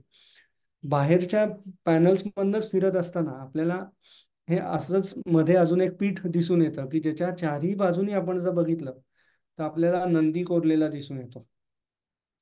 चारी बाजूनी घेतलेली फोटो आहेत की ज्याच्यामध्ये आपल्याला तो नंदी दिसतो, ज्याच्यावरनं त्या पीठावरती शंकराची पिंड तर नक्की असणार याचा त्याच्यावरती अंदाज येतो. आयदर पिंड असेल किंवा शिल्पही असू शकेल, पण ते होतं हे नक्की आपल्याला यातनं दिसतं. हे करून आपण आतमध्ये जात असताना बाहेरच्या बाजूनी ज्या सगळ्या गॅलरीज आहेत त्यात पहिल्यांदा जे आपल्याला दिसतं ते नृत्य मंडप दिसतो, की ज्याच्या बाहेरच्या बाजूच्या कॉलम्सवरती आपल्याला ह्या नर्तिकांचं शिल्पांचं अंकन केलेलं आपल्याला दिसतं. आणि हे बाहेरच्या 9 चौथऱ्यांमध्ये आपल्याला प्रामुख्याने दिसतं. जसं आपल्या इथे नृत्य मंडप असतो तसे हे नृत्य मंडप प्रत्येक बाहेरच्या कॉर्नर्समध्ये आपल्याला दिसतात, की जे क्रॉस करून मग नंतर आपण आतमध्ये जातो. हे करून जसं आपण थोडं बाहेर येतो तेव्हा आपल्याला तिथे काही बुद्ध मूर्ती दिसून येतात. आणि त्या बुद्ध मूर्तींच्या समोर हा अशा प्रकारे ठेवलेला प्रसादही दिसून येतो. तर याच्या संबंधी असं त्यांच्याशी बोलताना असं लक्षात आलं की तिथल्या लोकांना जर काही गोष्टी सोडायच्या असतील तर त्या दृष्टीने ही लोक तो प्रसाद म्हणून, मग तिथे सिगरेट असू दे, काही जण अर्धी भरलेला दारूचा ग्लास असू दे, अशा गोष्टी येऊन तिथे ठेवून जातात आणि त्याचा नैवेद्य दाखवल्यासारखं करतात. आणि त्यांची ही भावना आहे की असं केलं तर त्यांची ती वाईट सवय जी आहे ती पूर्णपणे निघून जाते. आता हे करून थोडस आपण त्याचा प्लॅन वरती जरा आपण काम करायचा जर प्रयत्न केला तर आपल्याला असं दिसतं की आतमध्ये येत असताना एका बाजूला देव आणि दानव हे आपण बघितले आणि समुद्र मंथनाचा कन्सेप्ट आपण डोक्यामध्ये ठेवून या मंदिरामध्ये आलो. आता समुद्र मंथन म्हणजे घुसळणे, आणि काहीतरी घुसळल्याशिवाय त्यातनं काही बाहेर निघत नाही हे आपल्याला माहितीच आहे. आता हा कन्सेप्ट डोळ्यासमोर ठेवून जर ह्या प्लॅनकडे बघितलं तर ते थोडं मुद्दाम आपल्याला समजायला सोपं जावं म्हणून मी हे केलं की नॉर्मल आपली रोटरी मोटर जी असते त्या मोटरचा जर आपण प्लॅन बघितला तर तो प्लॅन आणि या मंदिराचा प्लॅन ह्याच्यामध्ये बरचसं साधर्म्य आहे असं आपल्याला दिसून येतं. म्हणजे मोटरच्या आजूबाजूनी असलेल्या गोष्टी आणि मग त्याचा सेंट्रल कोॲक्शियल याच्यावरती येणारा फोर्स आणि त्याचं कन्व्हर्जन एनर्जीमध्ये होणं, हा जो कन्सेप्ट आहे हा स्थापत्यामध्ये इथे आणण्याचा अतिशय उत्तम प्रयत्न ह्या लोकांनी त्या काळी केलेला दिसून येतो असं माझं वैयक्तिक मत आहे. अजून ह्याच्यावरती कुठलाही ठाम अभ्यास असं मी म्हणत नाही, पण दृश्य ह्याच्यामध्ये ज्या गोष्टी दिसत आहेत त्याच्यावरनं मला असं म्हणता येईल असं वाटतंय म्हणून मी हे आपल्या समोर मांडतोय. हे करून आपण जेव्हा दुसऱ्या मंदिरामध्ये पुढे जातो तेव्हा जयवर्मन सातवा ह्यांनी बांधायला सुरुवात केलेलं आणि नंतर इंद्रवर्मन दुसरा यांनी ते वाढवलेलं असं हे तापरोम नावाचं मंदिर आहे, की जे सध्या लोकांना खूप आवडतं. आणि प्लॅन वाईज जर बघितलं तर आपण सगळीकडे साधारण प्लॅन एकसारखा आपल्याला दिसतो, की बाहेरच्या बाजूला नृत्य मंडप आहे आणि आतमध्ये मेन मंदिर आहे. ते क्रॉस करून आपण मेन मंदिरामध्ये येतो. हे मंदिर सगळ्यांना जास्त करून आवडण्याचं कारण आणि लक्षात येण्याचं कारण ते म्हणजे इंग्लिश पिक्चर आणि याच्यामधनं हे खूप फेमस झालंय. पण मोठी मोठी झाडं की संपूर्ण मंदिराला चारही बाजूनी वेढून उभी असलेली अशी जी झाडं आहेत त्या झाडांमुळे हे आपल्याला दिसतं. म्हणजे इथे खालच्या बाजूला जर बघाल ते मोठं मूळ आहे की की ज्या झाडा मंदिराच्या पीठावर आपल्याला पसरलेलं दिसतंय. हे प्रत्येक आतमधल्या गॅलरीज आणि याला आतनं सपोर्ट्स देऊन त्यांनी असे ठेवलेले आहेत. आणि हे सपोर्ट्स देऊन ठेवण्याची गरज का आहे ही आपण थोडंसं पुढे जाऊ तसं आपल्याला लक्षात येईल. याच्या बाहेरच्या बाजूनी पण आपल्याला मंदिराच्या, जसं आपण द्वारपाल म्हणतो तसं या द्वारपालिका आपल्याला दिसून येतात. प्रज्ञापारमिता या देवतेसाठी समर्पित केलेलं असं हे मंदिर आहे, की जी प्रज्ञा म्हणजे बेसिकली बुद्धी या देवतेला समर्पित असं हे मंदिर आहे. आणि त्यामुळे या इथे आपल्याला द्वारपाल दिसत नाहीत, द्वारपालिका दिसून येतात जास्त करून. अशी ही मोठी मोठी झाडं आहेत की जी पूर्ण मंदिराच्या परिसरातनं आलेली आहेत, मंदिराच्या स्ट्रक्चरमधनं आलेली आहेत. आणि त्यामुळे प्रसिद्ध असलेलं असं हे मंदिर आहे. जसं आपण आतमध्ये जातो तेव्हा हे अख्खं मंदिर या झाडांमध्ये वेढलेलं आहे हे आपल्याला दिसून येतं.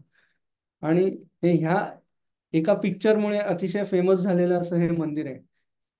लारा क्रॉफ्ट नावाचा जो पिक्चर होता की ज्याच्यामध्ये एंजेलिना जोलीनी काम केलं होतं, आणि त्या मंदिराच्या शूटिंगसाठी या मंदिराच्या प्रिमायसेसचा वापर मोठ्या प्रमाणावर झाला आणि त्याच्यामुळे हे मंदिर जास्त फेमस झालं. अशी ही मोठी मोठी झाडं की या मंदिरामधनं वाढलेली आहेत आणि ती मोठी झालेली आहेत. तर ही किती मोठी आहेत असा जेव्हा आपण विचार करतो, तेव्हा माणसाच्या आकाराच्या दृष्टीने जर बघाल तर साधारण 100 फुटाहून मोठी असलेली अशी ही झाडं आहेत की जी या पूर्ण मंदिरामध्ये आपल्याला दिसून येतात. आणि हेच त्याचं एक USP आहे, किंवा हाच त्याचा सेलिंग पॉइंट आहे की ज्यासाठी ही लोक इथे बघायला येतात. त्यामुळे मोठ्या मोठ्या झाडांच्या खालती उभं राहून आपले फोटो काढून घेणं, आणि बेसिक आत्ताच्या घडीला खरोखर अशी परिस्थिती आहे की या झाडांमुळेच ही मंदिरं तग धरून आहेत. नाहीतर ही मंदिरं पण पडली असती काळाच्या ओघामध्ये, परंतु झाडांच्या मुळांनी सुद्धा यांना आता धरलं गेल्यामुळे ही आजच्या तारखेला जागेवर आहेत असं आपल्याला म्हणता येईल.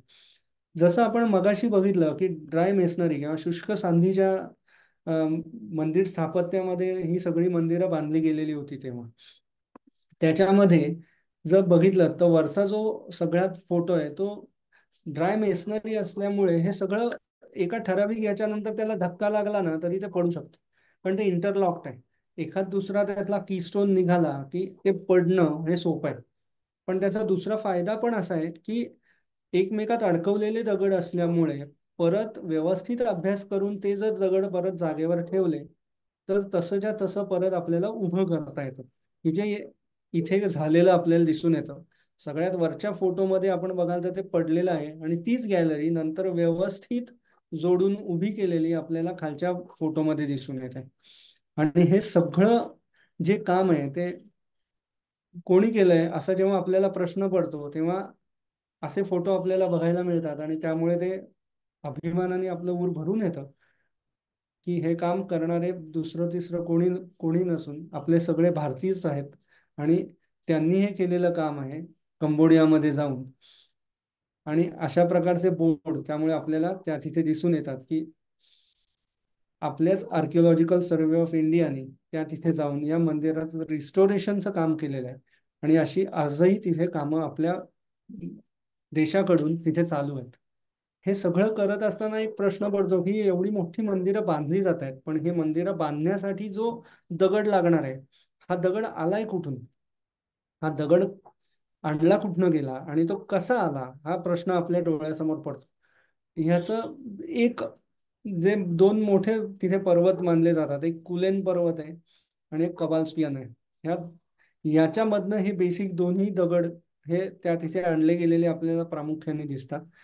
आणि हे दगड तिथे तोडून नंतर नदी पात्रातून ओंडक्यांच्या साह्याने बांधून पुढे पाठवलेले आपल्याला दिसतात.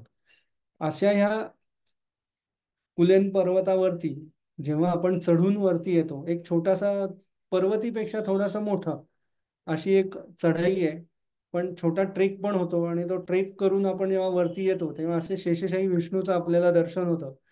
आणि क्षीरसागरामध्ये पहुडलेला असा हा विष्णू तिथे आपल्याला बघायला मिळतो. आणि इतकं छान आणि अतिशय रम्य असं वातावरण तिथे असतं की कधीही आपण तिथे गेलं तरी आपल्याला तिथे आनंदच होतो.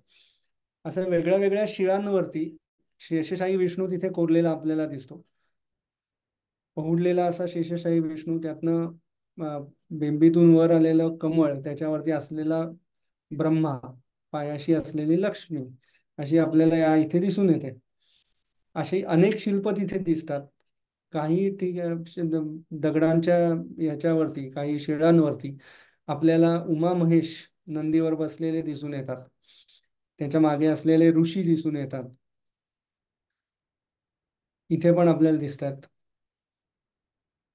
हे करून जसं आपण पुढे येतो तेव्हा सहस्रलिंग आपल्याला दिसतात, की अशा प्रकारची शिवलिंग आहेत की जी 1000 किंवा त्याच्याहूनही जास्त तिथे कोरलेली आपल्याला दिसून येतात. वेगळी वेगळ्या प्रकारची शिवलिंग त्या परिसरात आपल्याला दिसतात. आता सहस्रलिंग किंवा आपण नॉर्मली एक शिवलिंग बघतो तर ह्याचा काय म्हणजे हे बघितलं जर गेलं तर याचा वेगळेपण काय आहे असा जेव्हा आपण विचार करतो तेव्हा जसं कुठल्याही गोष्टी जास्त प्रमाणात केल्याचं जे पुण्य आहे ते इथे मिळणं एका वेळी शक्य होतं.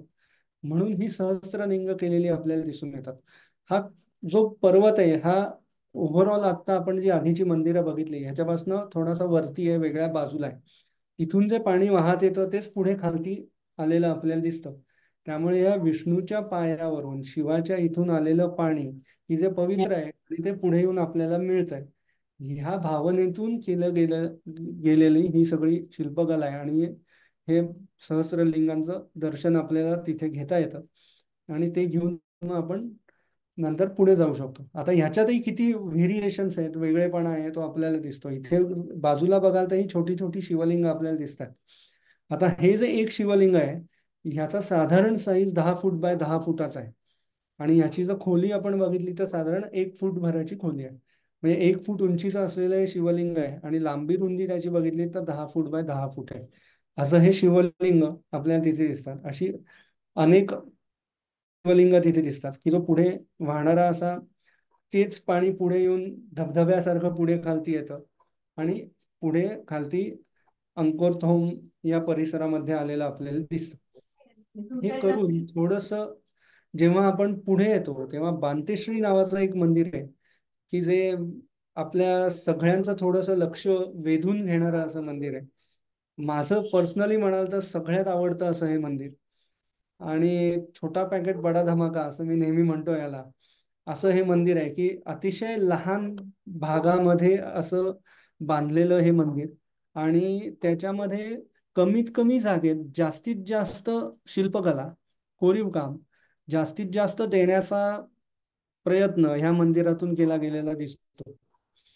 क्लासिकल किंवा याच्याशी जर कोणी संबंधित असेल किंवा आवड असेल तर क्लासिकल संगीत शिकणाऱ्यांमध्ये डी व्ही पलुस्कर अ, यांचे जे 3-3 मिनिटं 5-5 मिनिटाचे राग आहेत, मग ते बागेश्री असू देत किंवा नंद असू देत, 2 आणि 3 मिनिटात त्यांनी ते राग गायलेत. पण ते 3 मिनिटात सुद्धा त्यांनी जे दिलंय ना ते अभ्यास जे करतात त्यांच्यासाठी ते भरपूर होऊन जातं.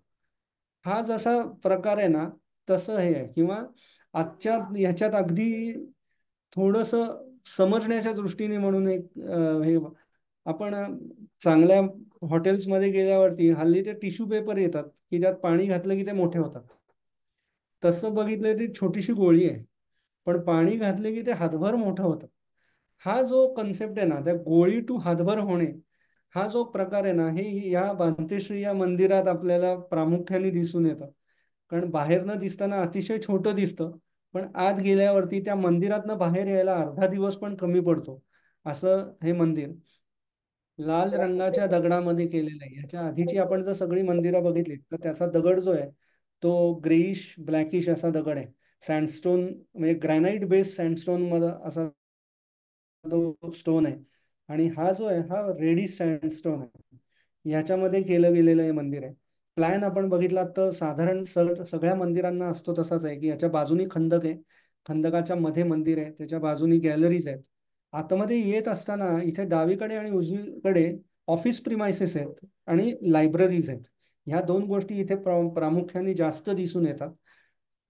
आणि हे क्रॉस करून आपण जेव्हा सगळ्यात पहिल्यांदा येतो तेव्हा या सुंदर ललाट बिंबाकडे आपण पहिल्यांदा येऊन थांबतो आणि तिथे जर आपण वरती बघितलं तर त्या तिथे वरती हा इंद्र ऐरावतावर बसलेला नाग हे दिसतं. नागाचं डेकोरेशन आपल्याला दिसतं. बारीक केलेलं कोरीव काम आपल्याला दिसून येतं. आता हे एक एंट्रन्स क्रॉस करून जेव्हा आपण आतमध्ये येतो तेव्हा या पाथवेवरनं आपण आतमध्ये जातो. ह्याच्या साईडला आपण जर बघितलं तर हे दोन्हीकडे ऑफिस प्रिमायसेस सारखे प्रिमायसेस आहेत की हे आज आपल्याला उघडे दिसतात पण हे पूर्णपणे कव्हर्ड असणार आहे. ती कामं त्या ऑफिस प्रिमायसेस मधनं त्यांना करून मग आतमध्ये जाता येऊ शकणार आहे. जे मी मगाशी म्हणलं होतं तो हा ऐरावत आणि त्याच्यावरती बसलेला इंद्र. आता ह्या पूर्ण पॅनलचा साईज बघितला तर साधारणपणे 6 बाय 6 हा एवढाच आहे आणि हा 6 बाय 6 मध्ये 4 ते 5 दगडांच्या स्लॅब्स मध्ये बनवलेलं हे पॅनल आहे की जे इंटरलॉक करून जागेवर बसवलेलं आहे आणि त्या तेवढ्यामध्ये सुद्धा हे इतकं बारमध्ये दिसून येतं. हे क्रॉस करून आपण आतमध्ये गेलो की समोरच्या ललाट बिंबावर जी पहिल्यांदा आपल्याला दिसते ती गजलक्ष्मी किंवा अभिषेक लक्ष्मी. आजही आपल्या इथे गजलक्ष्मी ही खूप प्रसिद्ध आहे, फेमस आहे. सध्या वास्तुशास्त्र जे बघतात त्यांच्यामुळे तर ती जास्तच प्रसिद्धीस पावलेली आहे. त्यामुळे बऱ्याच जणांच्या घरी गजांत लक्ष्मी, गजलक्ष्मी, अभिषेक लक्ष्मी या ह्यांनी प्रत्येकाने आणलेली पण असते, ती त्याची पूजा पण केली जाते. पण ही तेव्हापासूनच आहे. म्हणजे लक्ष्मी म्हणजे चिन्ह, आणि चिन्हांकित असलेल्या गोष्टीची पूजा ही अशा ह्यानी ती लक्ष्मी.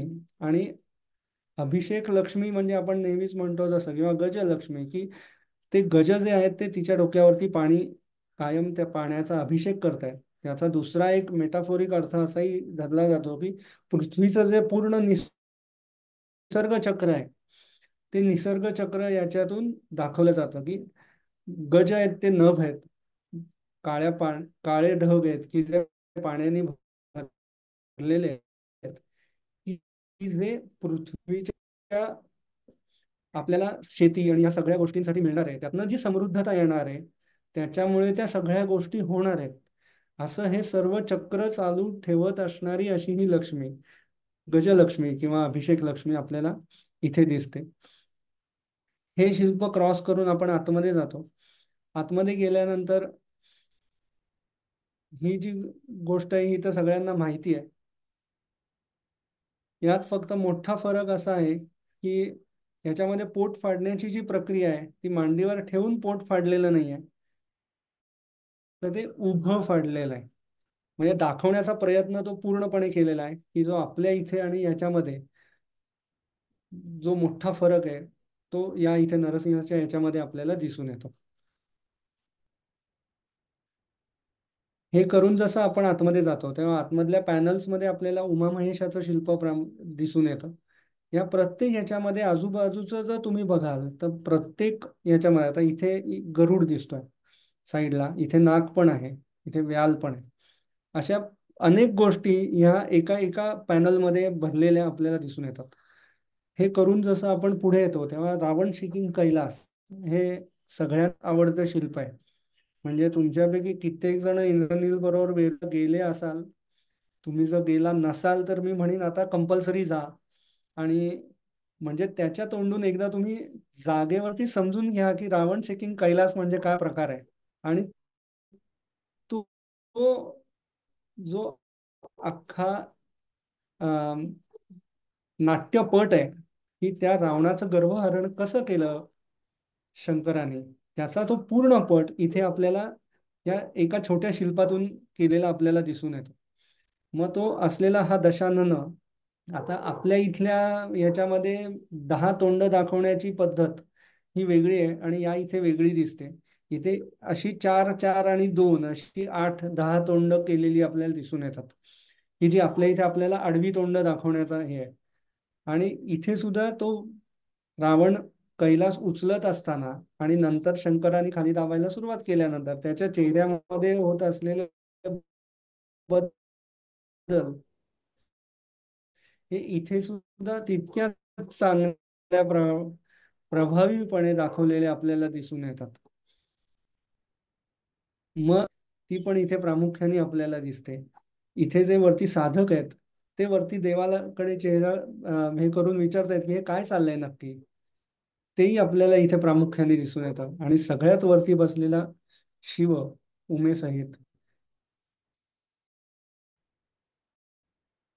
आणि त्यांचं की सगळं काही ठीक आहे, सगळं अंडर कंट्रोल आहे.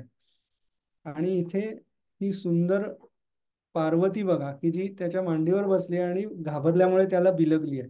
हे सगळ्या गोष्टी अतिशय चांगल्या प्रकारे त्या तिथेही आपल्याला शिल्पामध्ये दाखवलेल्या दिसून येतात.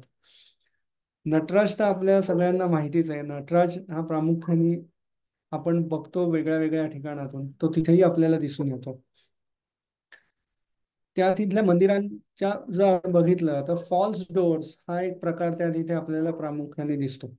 हे मंदिराच्या गर्भगृहाचं हे समोरचं दार आहे, त्याच्या बाजूला असलेले द्वारपाल आहेत की जे त्या तिथे आपल्याला दिसून येतात. एक पाय मुडपलेला आणि एक पाय मांडी घालून बसतो आपण तसा ठेवलेला, असे बसलेले असे हे द्वारपाल प्रत्येक ह्याच्यात दिसतात. याच्यामध्ये काही शिल्प आहेत त्याच्यात माणूस आहे, काही शिल्पांमध्ये व्याल आहेत, काही ह्याच्यामध्ये हनुमान आहे. असं त्याच्यामध्ये प्रामुख्याने दाखवलेले आपल्याला दिसून येतात. ह्याच्यात फॉल्स डोअर्स कडेने आपल्याला दिसतात, म्हणजे सर्वतोभद्र असा एक कन्सेप्ट आहे की ज्याच्यामध्ये सगळ्या बाजूंनी मेन देवकोष्ट हे आपल्याला दिसलं पाहिजे, सगळीकडून लक्ष देता आलं पाहिजे, सगळीकडून पाहता आलं पाहिजे. त्या कन्सेप्टवरती जर आपण बघितलं तर इथे सर्वतोभद्र करण्याचा प्रयत्न करून प्रत्येक दरवाजा हे फॉल्स डोअर्स क्रिएट केलेले आपल्याला इथे दिसून येतात. आणि ती तितक्याच चांगल्या प्रकारे आहेत की ज्याच्यामध्ये खरा दरवाजा हा उघडे दरवाजे हे फॉल्स डोअर्स तिथे आपल्याला केलेले दिसतात. तसंच अं, कामांतकाची जी गोष्ट आहे की शंकराचा तप भंग करण्यासाठी म्हणून जो कामांतकाचा वध करण्यात आला त्याची ही गोष्ट इथे आपल्याला प्रामुख्याने दिसून येते. आणि ती सुद्धा अतिशय बारकाईने आणि चांगल्या प्रकारे इथे कोरलेली आपल्याला पाहायला मिळते. कंसाचा वध असू देत, त्याचं शिल्प इथे प्रामुख्याने आपल्याला दिसतं. इथे जर बघितलं तर इथे मोठा राजप्रसाद आपल्याला दिसतो, म्हणजे राजवाडा अतिशय सुंदर प्रकारे दिसून येतो. आणि इथे मध्ये कंस दिसतो. कंसाला इथे मारताना इथे श्रीकृष्ण आहे आणि कंस आहे, असं हे पूर्ण शिल्प इथे आपल्याला प्रामुख्याने दिसून येतं. अशी वेगळी वेगळी शिल्प की जी रामायण आणि महाभारताला साधर्म्य धरून असणारी जी आहेत, की जी तिथल्या ह्याच्यात हे अतिशय आवडीचं शिल्प आहे की ज्याला मी नॅरेटिव्ह स्कल्पचर्स म्हणतो, की एकाच स्कल्पचर मधनं एकाच शिल्पातून पूर्ण गोष्ट सांगण्याची जे कसब आहे ते इथेही आपल्याला प्रामुख्याने दिसतं. वाली आणि सुग्रीवाचे जे युद्ध झालं ते युद्ध झाल्यानंतर काय झालं हेही इथे एकाच गोष्टीत आपल्याला सांगितलेलं दिसतं. ते राम लक्ष्मण दिसतात, रामाने मारलेला बाण दिसतोय, वाली आणि सुग्रीवाचं युद्ध तर तो खाली पडलेला आहे. हे पूर्ण असं स्लो मोशन मध्ये फक्त डावीकडचा भाग डोळ्यासमोर ठेवला नंतर तर ती पूर्ण ऍक्टिव्हिटी आपल्या डोळ्यासमोर घडतीये असं आपल्याला याच्यामधनं दिसून येतं.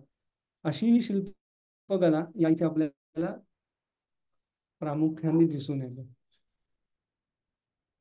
महाभारतातले हे असे वेगळे वेगळे प्रसंग आपल्याला दिसतात की जे प्रामुख्याने महाभारतातल्या वेगळ्या वेगळ्या गोष्टी आपल्या डोळ्यासमोर येतात. सगळ्या गोष्टी मुद्दाम मी आता आपल्या समोर इथे सांगत नाही आहेत, काही गोष्टी आपल्याला तिथे पण जागेवरती अनुभवता येतील. जास्त डिस्क्रिप्टिव्ह ह्याच्यामध्ये आपल्याला त्या पाहता येणार आहेत. जे फॉल्स डोअर्सचं मी जे सांगितलं ते हे असं आहे, इतकं बारकाईने आणि कोरीव काम व्यवस्थित करून केलेली आहे की हा दरवाजा खराच आहे की काय आणि तो आता कधी उघडेल का असं याच्यामधनं आपल्याला वाटू शकतं. असं करून हे बांतेश्री असं हे छोटं कामाच्या दृष्टीने विचार केला तर खूप मोठं असलेलं असं हे मंदिर आहे की जे क्रॉस करून आपण त्यात बाहेर पडतो. आणि फायनली ज्या मंदिरासाठी म्हणून कंबोडिया ओळखला जातो आणि प्रत्येकाला असं वाटतं की आपण एकदा तरी कंबोडियाला जाऊन यायला पाहिजे, त्या मंदिराकडे येतो. ते मंदिर म्हणजे अंकोरवट. आणि ह्या अंकोरवट या मंदिरामुळे बेसिक आजची जी कंबोडियाची ओळख आहे ती आपल्या सगळ्यांना आहे. आता हे सगळं होण्यामागचं खरं कारण जर कोण आहे ना तर ते जर विचार केला ना तर ते हे सर आहेत अलेक्झांडर हेनरी मोहत. ह्या he is a basically naturalist, म्हणजे एक नॅचरल सायन्सचा अभ्यास करणारा हा सायंटिस्ट आहे असं म्हणायला हरकत नाही. 15 मे 1826 मध्ये यांचा जन्म झाला आणि 1861 मध्ये त्यांचा मृत्यू झाला. तेही हे काम करत असतानाच, म्हणजे वेगळ्या वेगळ्या जंगलांमधनं जंगलांचा अभ्यास करत असताना तिथल्या जैवविविधतेचा अभ्यास करत असताना त्यांचा मृत्यू झाला. पण रॉयल जिओग्राफी ऑफ सोसायटी किंवा झुलॉजिकल सोसायटी ऑफ लंडन यांनी त्यांना ग्रँट दिली किंवा काही पैसे दिले की तुम्ही त्या भागामध्ये जाऊन बँकॉक पासनं म्हणजे मेकॉंग नदीच्या सुरुवातीपासनं ते खालपर्यंत त्याच्या दोन्ही बाजूला असणाऱ्या जैववैविध्यतेचा अभ्यास करावा. ह्याची एक्सपिडिशन 1800 ते पुढे करत असताना वेगळ्या वेगळ्या ठिकाणाहून बँकॉकवरनं पुढे मेकॉंग नदीच्या काठावरनं फिरत असताना ते जे फिरत फिरत पुढे आले ते या टोनले सॅप या मोठ्या तलावापाशी आले. साधारण कित्येक 100 किलोमीटर पसरलेला असा हा मोठा तलाव की जो एका टोकापासून दुसऱ्या टोकापर्यंत जायला त्यांना त्या काळी 1.5 दिवस लागला. आणि तो 1.5 दिवस क्रॉस करून ते दुसऱ्या बाजूला आले. आणि ते त्या बाजूला आल्यानंतर तिथले जे त्यावेळचे राजे किंवा हे होते त्यांच्या संपर्कात आले. त्यांना सांगितलं की मी इथला अभ्यास करतोय. आणि मग त्यांनी त्यांच्याबरोबर काही माणसं दिली. आणि ती माणसं आणि काही हत्ती असे घेऊन ते पुढे निघाले. ते पुढे जात असताना जंगलातनं काही वाटा काढत झाडं तोडत पुढे आल्यानंतर जे त्यांना दिसलं ते हे अंकोरवट नावाचं मोठं मंदिर होतं. त्या काळी त्यांनी लिहून ठेवलेल्या याच्यामध्ये त्यांनी असं लिहून ठेवलंय की एवढं मॅसिव्ह, एवढं बारकाईने बांधलेलं स्थापत्य आत्तापर्यंत मी जगात कुठेही बघितलेलं नाही. अशा प्रकारचं स्थापत्य ह्या जंगलामध्ये असेल हे मला कधीही वाटलं नव्हतं. ह्या प्रकारच्या नोंदी त्यांनी त्यांच्या डायरीजमध्ये करून ठेवलेल्या आहेत. आणि त्यांच्यामुळे हे मंदिर बेसिक लोकांना कळलं. आणि म्हणूनच आपल्याला आज हे मंदिर बघता येत आहे असं मी नक्की म्हणेन. असं हे मोठं मंदिर. आता हे किती मोठं आहे काय आहे हे आपण थोडं पुढे जसं जाऊ तसं पाहूच या. ह्याच्या चारही बाजूनी जसं मी आधी सांगितलं तसं चारही बाजूने मोठा खंदक आहे. आणि इथे पाण्याची बारीक हे दिसतीये. तो पूर्ण खंदक चारही बाजूनी आहे आणि तो क्रॉस करून आपण आतमध्ये जातो आणि आतमध्ये गेल्यानंतर मग मुख्य मंदिर आपल्याला दिसतं. आता ह्याच्यामध्ये हे किती मोठं मंदिर आहे लागतो तेव्हा आधी आपण सुरुवातीला हे बांधलं कोणी इथपासून सुरुवात करूया. दुसरा सूर्यवर्मा या राजाने हे मंदिर बांधलं 12व्या शतकामध्ये. मेरू पर्वताच्या कन्सेप्टवरती बांधलेलं हे सगळ्यात मोठं हिंदू मंदिर आहे. आता मोठं म्हणजे कसं तर आवार आणि स्प्रेड ऑफ द एरिया असं जर बघितलं तर त्या याने सगळ्यात मोठं हिंदू मंदिर हे म्हणता येतं. 402 एकर एवढ्या भूभागावर पसरलेलं असं एकमेव मंदिर आहे. म्हणजे 402 एकर मध्ये फक्त एकच मंदिर आहे, दुसरं मंदिर नाही. मंदिरांचा कॉम्प्लेक्स आहे वगैरे अशातला भाग नाहीये. एकच मंदिर आहे एवढ्या मोठ्या एरियामध्ये, म्हणून हे जगातलं सगळ्यात मोठं मंदिर आहे. आता 402 एकर म्हणजे खरंच किती असं आपल्या डोळ्यासमोर पटकन येत नाही. तर म्हणून आपण उलटा विचार करून बघूया की साधारण 305 फुटबॉलची ग्राउंड एकत्र केली तर जेवढा एरिया होईल तेवढा.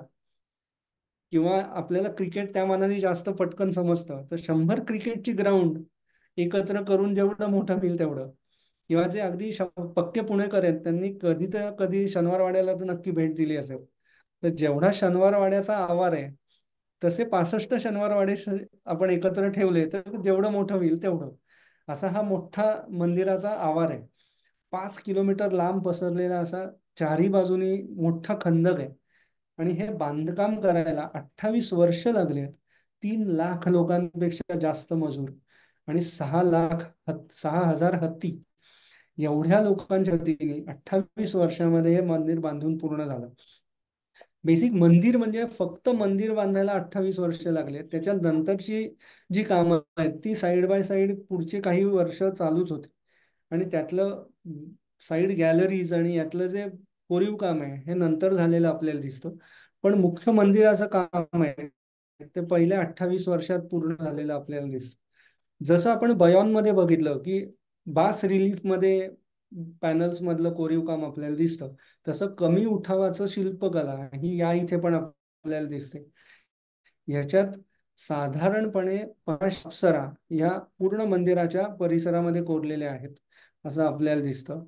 आणि ह्या सगळ्या शिल्पकलेमधून आपण जसं मंदिराच्या एक एक पायऱ्या चढून वर जातो, तेव्हा चारी बाजूला कोरलेल्या अप्सरा, असं जणू काही आपण स्वर्गामध्ये पोचलेलो आहोत हा आभास निर्माण करण्याचं कसब हे त्या काळच्या शिल्पकलाकारांना किंवा स्थपतींना जमलेलं आहे असं आपल्याला दिसतं.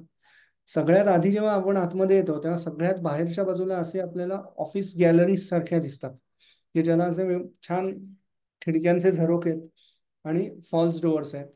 हे क्रॉस करून आपण आतमध्ये येतो. ह्याच्या वरती जर आपण रूफ बघितलं तर ते रूफही आपण मगाशी बघितलं तसं, की ज्याला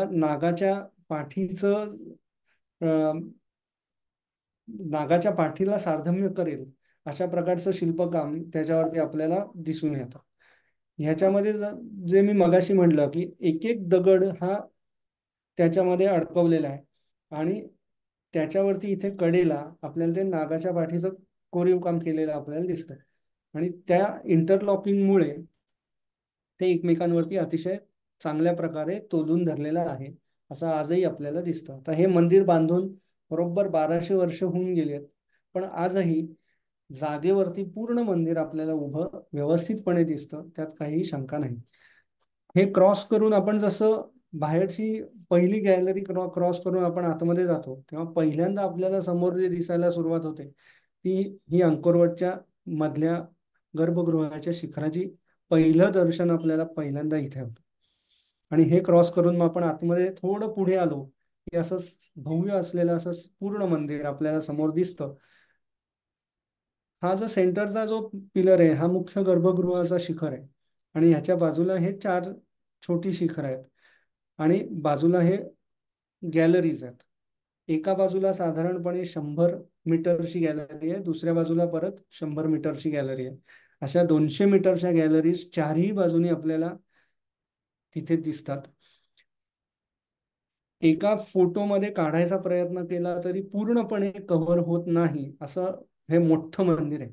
एका कोपऱ्यात उभं राहून फोटो काढायचा प्रयत्न केला तरी हा सेंटरचा कॉर्नर आहे, इथून ह्याचा मध्य आहे आणि इकडे पण आपल्याला फक्त मध्यच दिसतो.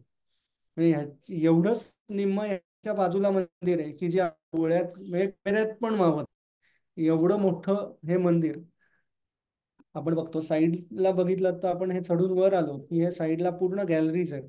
या गॅलरीज मध्ये वेगळी वेगळी शिल्प आपल्याला काढलेली दिसून येतात की ज्याच्यामध्ये महाभारतातली शिल्प आहेत, त्याच्यामध्ये त्या राजाची झालेली युद्ध आहेत त्याची शिल्प आहेत. वेगळ्या वेगळ्या प्रकारची शिल्प आपल्याला त्यात प्रामुख्याने दिसून येतात. महाभारताचं जे मोठं युद्ध झालं ते युद्धाचं शिल्प आपल्याला त्याच्यामध्ये दिसून येतं. जसं आपण तिथे जागेवरती आपण हे करू तसं तिथे आपण जास्तीत जास्त वेळ या गॅलरीज मधनं फिरताना घालवतो की ज्याच्यामध्ये प्रत्येक बारकाईने त्या गोष्टी जागेवर दाखवणं सोपं जातं आणि प्रत्येक गोष्ट आपल्याला अनुभवता येऊ शकते. जसं मी म्हटलं की अप्सरा तिथे कोरलेल्या आहेत, या अशा वेगळ्या वेगळ्या अं, अप्सरा तिथे आपल्याला कोरलेल्या दिसतात. यांचं मोठं वैशिष्ट्य असं आहे की एक अप्सरा जी आहे तिच्यासारखी दुसरी अप्सरा आपल्याला दिसत नाही. म्हणजे आयदर तिची केशभूषा तरी वेगळी असेल, वस्त्रांची घालण्याची पद्धत वेगळी असेल, आभूषणं वेगळी असतील, तिच्या आ, हातवारे किंवा अंग जे हे आहेत ते वेगळे असतील, काही ना काहीतरी त्याच्यामध्ये बदल हा प्रत्येक शिल्पामध्ये झालेला आपल्याला दिसून येतो. टू द एक्सटेंट की आपण याच्यामध्ये जे अंगावरती घातलेले कपडे आहेत त्याच्यावरती काढलेलं जे डिझाईन आहे ते सुद्धा बऱ्याच ठिकाणी आपल्याला बदललेलं ह्या शिल्पांमध्ये दिसून येतं. हे क्रॉस करून जेव्हा आपण आतमध्ये जायला सुरुवात करतो तेव्हा इथे डाव्या हाताला एक फोटो मी मुद्दाम टाकलाय. त्याच्यात जर आपण बघितलं तर आतल्या बाजूला एक वेगळा दगड दिसतो, तो एक म्हणजे तो लॅटराईट आहे. जांभा ज्याला आपण म्हणतो कोकणातला असतो तसा, आणि बाहेरच्या बाजूने जो आहे तो ग्रॅनाइट आहे. मेजर कोर जो बांधकामाचा आहे तो सगळा लॅटराईट मध्ये केला गेलेला आहे आणि सुपरफिशियल दिसणारं जे सगळं बांधकाम आहे ते प्रामुख्याने आपल्याला ग्रॅनाइट मध्ये केलेलं दिसून येतं. आणि ह्या अशा उंच प्रकारच्या या सगळ्या पायऱ्या आहेत की नॉर्मली आपण ज्या पायऱ्या बघतो त्या पायऱ्यांमध्ये पाय ठेवतो त्याला आपण ट्रेड म्हणतो, पाय ठेवण्याची जागा मोठी असते आणि उंची कमी असते. या इथे आपल्याला बरोबर उलटं दिसतं, पाय ठेवण्याची जागा कमी आहे आणि उंची जास्त आहे. त्यामुळे त्या पायऱ्यांवरती आपण नेहमी चढतो येत नाही. आडवे पाय ठेवून चढत गेलं तर त्या पायऱ्यांवरनं आपल्याला जमू शकतं.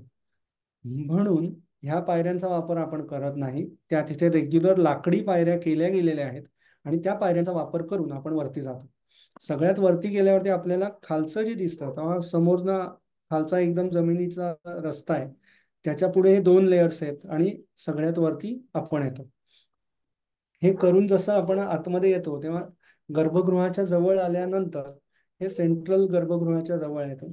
ते डावीकडे आणि उजवीकडे असं चारही बाजूने सर्वतोभद्र असं त्याला चारही बाजूने ओपन असं ते गर्भगृह आहे आणि त्याला चारही बाजूनी कनेक्शन्स आहेत. ह्या गर्भगृहामध्ये आता आपल्याला बघितलं तर चारही बाजूनी चारही भिंती बंद केलेल्या आहेत आणि त्याच्या इथे आपल्याला बुद्ध प्रतिमा ह्या आपल्याला दिसतात. काही ठिकाणी शेषशाही बुद्धाच्या प्रतिमा आहेत, काही ठिकाणी उभी बुद्धाची प्रतिमा आहे अशी आपल्याला दिसून येते. काही काळापर्यंत हे विष्णू मंदिर म्हणूनच होतं आणि त्यानंतर ते बौद्ध राजांनी टेक ओव्हर केल्यानंतर साधारण टेक्स्च्युअल रेफरन्सेस प्रमाणे 14व्या ते 15व्या शतकानंतर हे बौद्ध ह्याच्यामध्ये कन्वर्ट झालं आणि तिथली विष्णूची प्रतिमा जी आहे ती खालती आणून त्यांनी ठेवली, की जी आजही खालती आहे, की जी आपल्याला तिथे दिसते. आता हे विष्णूचंच मंदिर आहे, हे कशावरनं असं जे प्रश्न आपल्याला पडू शकतो. तर ह्याच्यामध्ये मंदिराच्या ललाट पिंबावरती सगळ्यात वरती जो पॅनल असतो त्याच्यावरती मध्ये जी प्रतिमा असते, बऱ्याचदा टेम्पल आर्किटेक्चर प्रमाणे जर विचार केला तर हे ललाट बिंबावर मध्यभागी असलेली प्रतिमा ही आतमधल्या मंदिरातली रिफ्लेक्शन असते, आतल्या मंदिरातल्या देवतेची प्रतिमा असते हे दाखवलं जातं. तर त्याच्यावरती आपल्याला इथे शेषशाही विष्णू दाखवलेला दिसून येतो. त्याच्यामुळे हे विष्णू मंदिर आहे, हे डॉक्युमेंटेड ट्रूथ आहे आणि ते ह्याच्यावरनं पण परत एकदा सिद्ध होतं. सगळ्यात वरच्या गॅलरीतनं आपण बघितलं तेव्हा हा समोर असा पूर्ण त्याचा सभोवरचा परिसर दिसतो. हा उजव्या हाताला एक मोठा गोल दिसतो, तो बलून आहे. तिथे एका ठिकाणून त्या बलून मधनही आपण वरती जाऊन फोटोग्राफी करू शकतो आणि मंदिराचा आवार आकाशातनं म्हणजे 100 मीटरवरनं आपल्याला तो बघता येतो.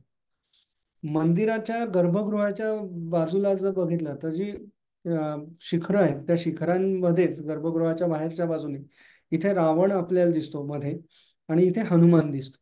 म्हणजे अशोक वाटिकेमधलं जे रावणाचं आणि हनुमानाचं हे आहे त्याच्याशी याचं कनेक्शन असण्याची शक्यता नाकारता येत नाही. पण हे असं शिल्प सगळ्यात वरती आपल्याला तिथे दिसतं. यानंतर मेन या याच्यामध्ये जर आपण पाहिलं तर बाजूनी ही नागाची नक्षी पूर्णपणे आणि साईडला असलेले नाग हे पण आपल्याला इथे प्रामुख्याने दिसून येतात. याचं थोडंसं कनेक्शन जे आहे ना ते सगळी सगळ्यात पहिल्यांदा आपण जी कौंडिण्याची गोष्ट बघितली की सोमा या नागकन्येशी त्यांनी लग्न केलं आणि नंतर मग त्याचा पुढचा प्रवास सुरू झाला. ह्या लोकांशी असलेलं जे कनेक्शन आहे ते प्रत्येक स्थापत्यातनं सुद्धा पुढे आलेलं आपल्याला दिसतं. प्रत्येक ठिकाणी नाग देवता नाग लोकांशी असलेलं कनेक्शन हे शिल्पकलेतून कायम पुढे दाखवलं गेलेलं आहे आणि तोच रेफरन्स त्यांनी शेवटपर्यंत कंटिन्यू केलेला आपल्याला प्रामुख्याने दिसून येतो. हे सगळं करत असताना ज्या साईडला आपण गॅलरीज आहेत ना त्याच्यामध्ये आपण हे असे उभे ग्रिल्स आहेत, म्हणजे ज्याला खिडक्या आपण म्हणतो त्या खिडक्यांना जसे आजच्या ह्याच्यात आपण ग्रिल करतो तसे हे दगडी ग्रिल्स, म्हणजे याला टिपिकल टेम्पल आर्किटेक्चरच्या ह्याच्यामध्ये आम्ही जाल वातायन असं म्हणतो. पण हे जे दगडी आहेत हे लेथवरती गोल केल्याप्रमाणे असे उभे स्तंभ आहेत की जे प्रत्येक स्लॉटमध्ये अडकवलेले आपल्याला दिसून येतात. याच्या साईडच्या ज्या गॅलरीज आहेत त्याच्यामध्ये वेगळी वेगळी जी शिल्प आपल्याला दिसतात त्याच्यात वाली सुग्रीवाचं युद्ध की जे मगाशी आपण बघितलं मांतेश्रीच्या ह्याच्यामध्ये तेही याच्यामध्ये आपल्याला दिसतं. नॅरेटिव्ह पॅनल त्याच्यामध्ये पूर्ण दिसतं. इथे वरती वाली सुग्रीवाचं युद्ध आपल्याला दिसतंय, इथे राम आहे बाण मारताना आणि खालच्या बाजूला तुम्ही बघाल तर इथे राम आणि लक्ष्मण उभे आहेत आणि इथे खाली पडलेला वाली आहे. हे सगळं नॅरेटिव्ह शिल्प आपल्याला याच्यामध्ये आपल्याला दिसून येतं. द्रौपदी स्वयंवराचं जे शिल्प आहे ते आपल्याला दिसून येतं. इथे खालती अर्जुन दिसतो.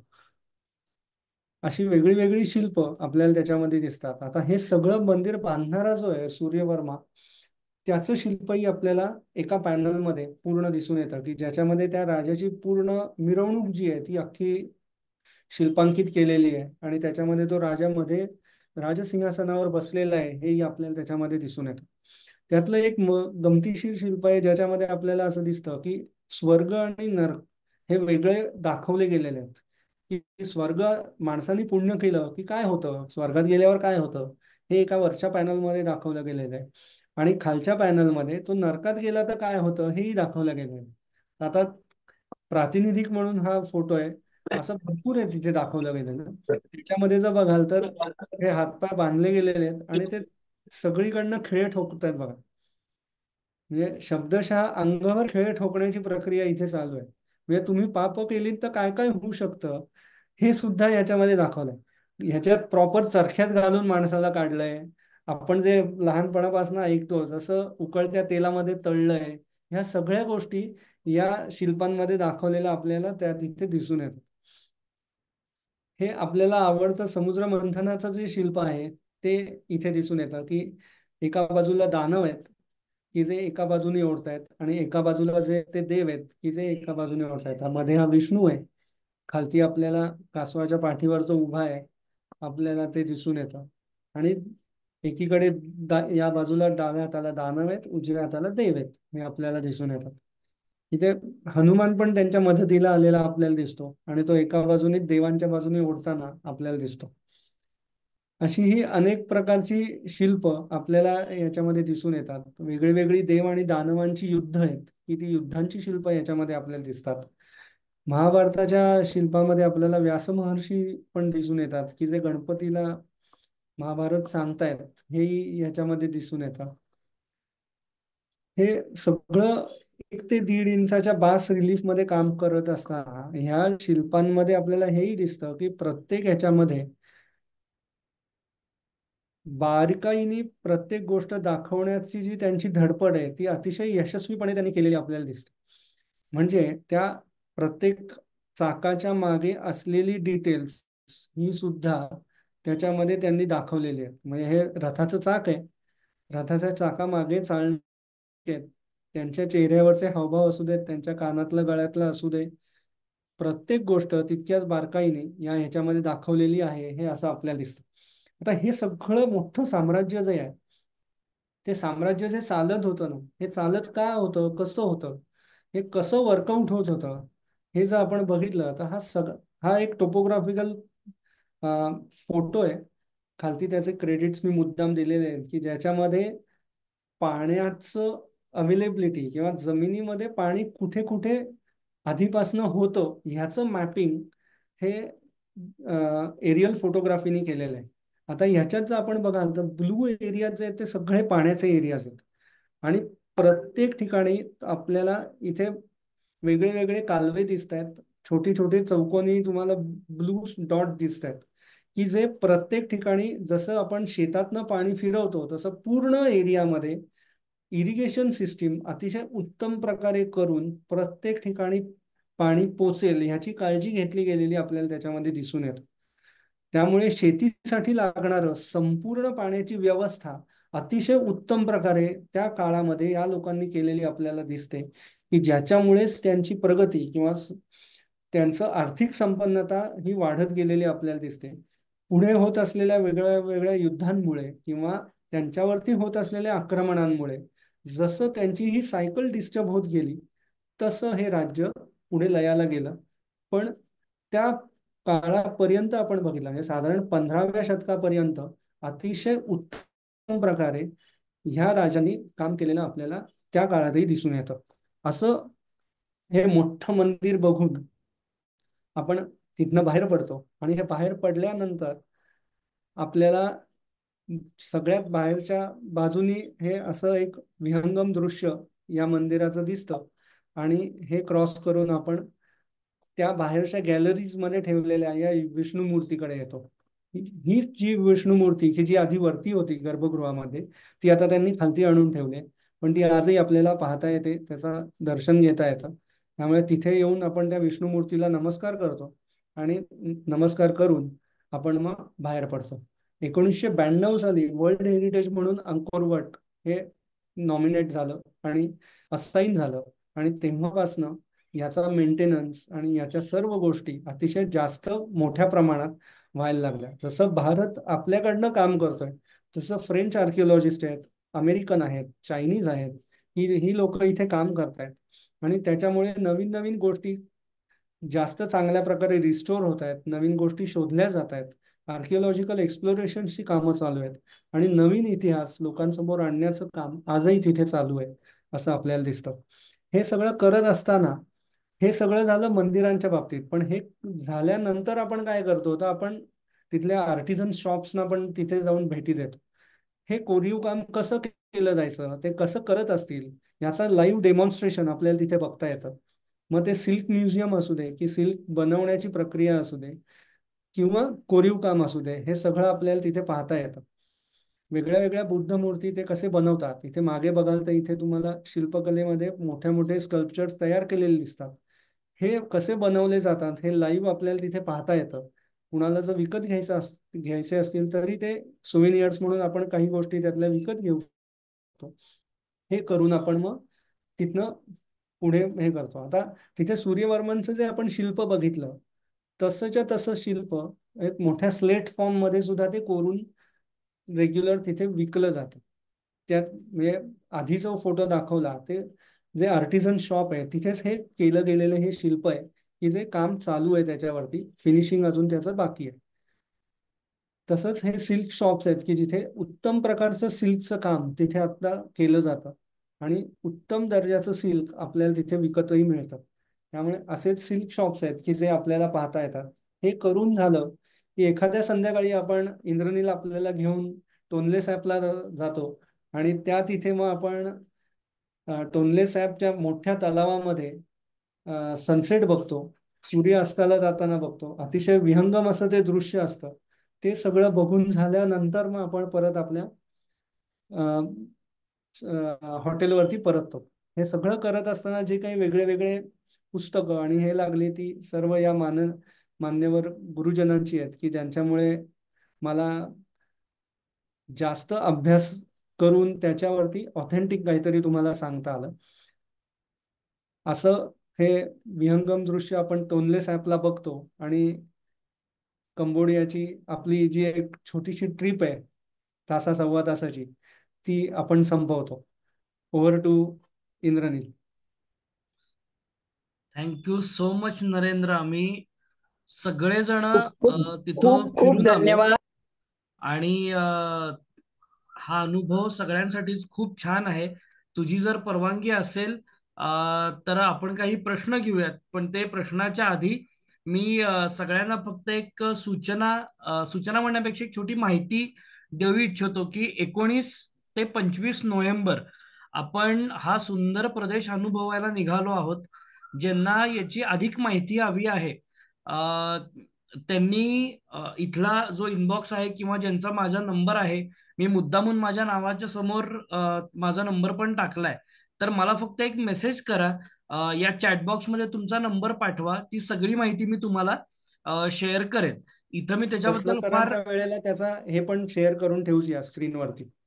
हा तर ते पण तुम्हाला सगळं शेअर करेन.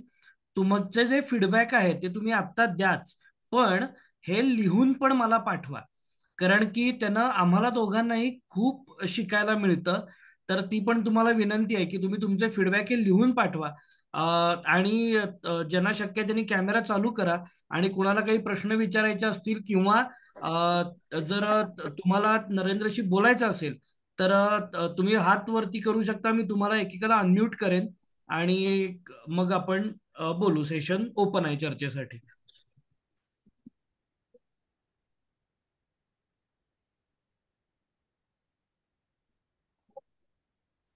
हा हे 19 ते 25 नोव्हेंबर आपण निघालेलो आहोत आणि त्याची माहिती तुम्हाला मी पाठवेन. 19 ते 25 नोव्हेंबर का, तर आपल्या संपूर्ण जगभरामध्ये 19 ते 25 नोव्हेंबर हा जागतिक वारसा सप्ताह म्हणून सेलिब्रेट केला जातो. तर तीच एक गोष्ट डोक्यात ठेवून मुद्दामून त्या तारखा आपण घेतलेल्या आहेत की जेणेकरून आपल्याला त्या गोष्टी तिथे अनुभवता याव्यात. तर thank you so much. Harsha madam, तुम्ही बोलणार आहे. नरेंद्र, तू स्क्रीन बंद केलीस तरी चालेल, आता मी बोलतील. सर्वप्रथम नमस्कार आणि खूप खूप धन्यवाद इंद्रनील तुझे आणि नरेंद्र भाऊ तुमचे पण. खूप छान सेशन झालं. माझा हा प्रश्न होता, तो कौंडिण्य तो व्यापारी होता, तो म्हणजे भारतातून कंबोडियाला गेला होता की तो म्हणजे दुसऱ्या देशातला होता, जसं आपलं काय म्हणतात मल्टी नॅशनल एमएनसी झाली म्हणायचं, मल्टीनॅशनल कंपनी सारखं. नाही, तो भारतातनच तिकडे गेला होता. अच्छा. हो. आणि मग तिथे कोणता व्यापार असायचा, म्हणजे तो स्पायसेस मसाल्यांसाठी फेमस होता की दुसरा काही व्यापार, म्हणजे आपण काय काय व्यापार करायचो?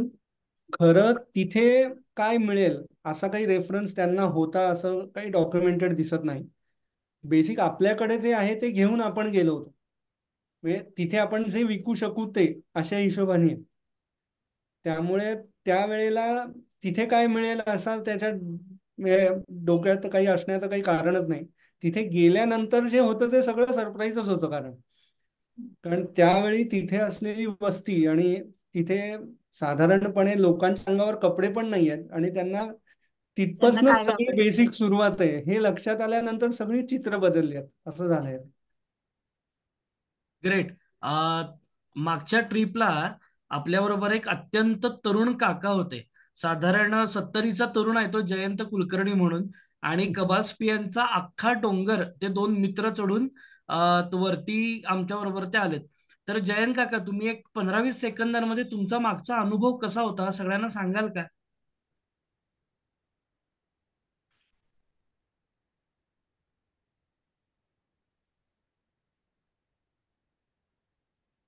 येस, येतंय ऐकू.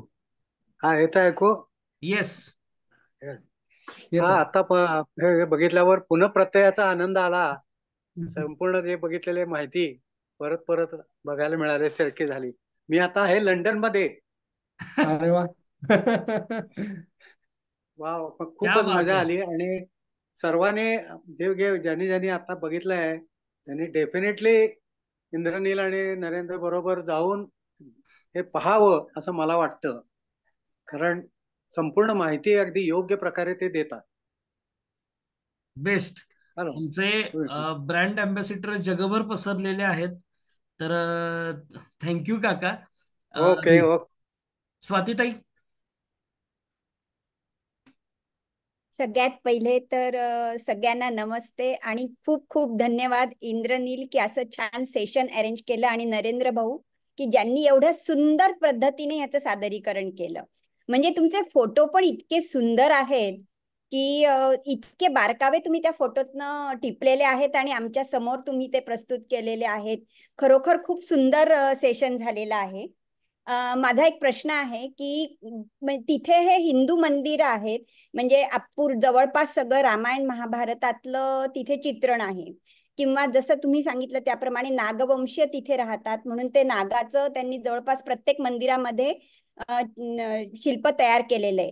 पण मग अजून काही तिथल्या स्थानिक खुणा नव्हत्या का की ज्या त्या मंदिरामध्ये एक्सप्रेस झालेल्या असतील असं काही?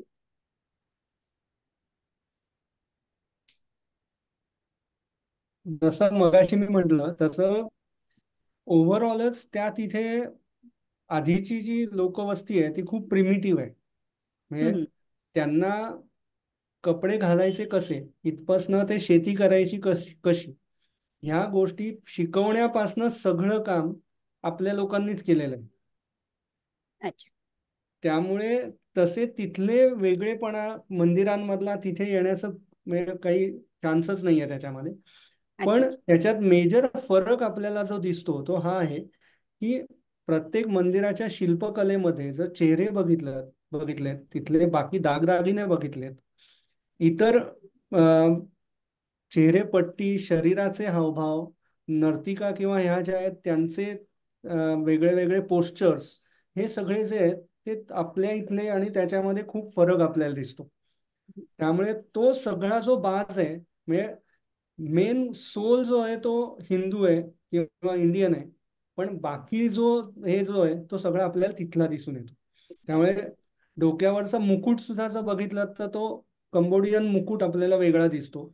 आपल्या इथल्या मुकुटासारखा तो मुकुट नाही आहे. दागिने जे आहेत ते तसे नाही आहेत. पण त्याचा जो जिस्ट आहे तो सगळा आपलाच आहे, अशातला भाग. म्हणजे आपल्याकडचं रामायण आणि महाभारत त्याचा प्रसार तिथे त्यांनी एवढ्या मोठ्या पद्धतीने केला की त्याचं पूर्ण त्यांना शिल्प तिथे कोरावंसं वाटलं. कारण अ, स्थानिक लोकांचा सहभाग असेल ना जेव्हा शिल्प तयार केलं असेल तेव्हा. 100%. रादर तिथे ह्या ज्या सगळ्या गोष्टी आहेत, ह्या सगळ्या गोष्टी सर्वसामान्य माणसांना माहीत होत्या किंवा लोक त्या गोष्टी कोरिलेट करू शकत होती, याचं उत्तम उदाहरण हे आहे. त्याच्यामुळेच ते मंदिरातल्या शिल्पांवर आले आणि त्यामुळे त्या काळातल्या लोकांना ते पटकन कोरिलेट होऊ शकत होतं, हे आपल्याला आज त्याच्यावरनं कळू शकतं. आणि तिथे जे हे होतं म्हणजे दगडांचं सांधीकरण जे केलेलं होतं म्हणजे एकमेकांमध्ये बसवलेले होते दगड, सिमेंटिंग नव्हतं. तसं ऍक्च्युअली आपल्या भारतात सुद्धा फार प्राचीन काळापासून ते चालू आहे. तर म्हणजे भारतातूनच तिकडे गेलं की त्या लोकांना ऑलरेडी माहिती असावं असं वाटतं. भारतातूनच तिकडे गेलं. भारतातूनच तिकडे हो. गेलं. ओके, तिथल्या धन्यवाद. फक्त हवामान आणि ह्याच्याप्रमाणे तिथली छपरांची जी व्यवस्था आहे ती त्या हवामानाला साजेशी अशी आहे, त्यामुळे ते जास्त उंच आहेत, शिखरं पण उंच आहेत, पाणी साठणार नाही या हिशोबाने त्याचे स्लोप्स आहेत. जास्त सपाट गोष्टी आपल्याला त्या तिथे त्यामुळे दिसत नाहीत. धन्यवाद. खूप खूप छान सेशन झालं आणि आता खरंच कंबोडियाला जाण्याची इच्छा व्हायला लागली. नक्की या, लगेच आम्ही तयारच होत नाही याला. हो, बिलकुल. धन्यवाद ताई. धन्यवाद. अजून कोणाला काही प्रश्न आहेत किंवा काही बोलायचं आहे?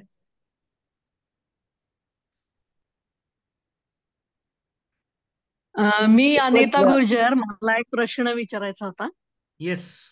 की जी मुख्य देवता आपण जी म्हणतोय ते विष्णू मंदिर आहे आपल्याला माहितीये, तर ती जी मूळ मूर्त आहे तर ती नंतर तिचं म्हणजे काय म्हणूया तोंड किंवा मुख चेंज केलं गेलेलं आहे का, की ती पहिल्यापासून अशाच ह्याच्यात होती घडणावळीत? कारण ही मूर्ती पाहिल्यानंतर असं लक्षात येतं की ते इतके हात किंवा त्याच्या हातातली शस्त्र ही सगळी जर विष्णूची असतील तर मग फक्त चेहरा तेवढा विष्णूचा नाहीये, तर हे काय नंतर बदललं गेलं असेल का? काय इतिहास सांगतो असं काही तुम्ही सांगाल? नाही, मूर्ती तीच आहे, मूर्ती बदलली गेलेली नाही आहे. त्याचा सगळ्यात जुना जो एक फोटो मिळतो त्याच्यामध्ये हात काही तुटलेले आहेत हे त्याच्यात आयडेंटिफाय होतं. पण बर. मूर्ती पहिल्यापासून तीच होती हे डॉक्युमेंटेड आहे. आणि अच्छा, म्हणजे बुद्धाचं चेहरा हे म्हणाल तर चेहरा विष्णूचा दिसत नाही, हे हो स्वाभाविक आहे. बऱ्याच वेळेला काय होतं, जो राजा असतो ना त्या राजाच्या चेहऱ्याला मॅच करून ती मूर्ती बनवली जाते. म्हणजे राजा हम्म. हाच देव आहे हे डोळ्यासमोर ठेवून ती मूर्ती बनते. त्यामुळे त्या देवाच्या मूर्तीचा चेहरा हा बऱ्याच वेळेला राजाच्या चेहऱ्यालाच मॅच करतो. बर. कारण आपण विष्णूची मूर्ती बघायला म्हणून जेव्हा जातो आणि प्रत्यक्ष ती मूर्ती बघतो तेव्हा म्हणजे असं मला नाही म्हणायचं पण मला वाईट वाटलं होतं की असं वाटलं की आपण ज्या कल्पनेने ती विष्णू या स्वरूपामध्ये गेलो बघायला ती नाही बघता आली, मग हे नंतर बदललं का काय असं मला वाटलं म्हणून मी हा प्रश्न विचारला. आता थँक्यू.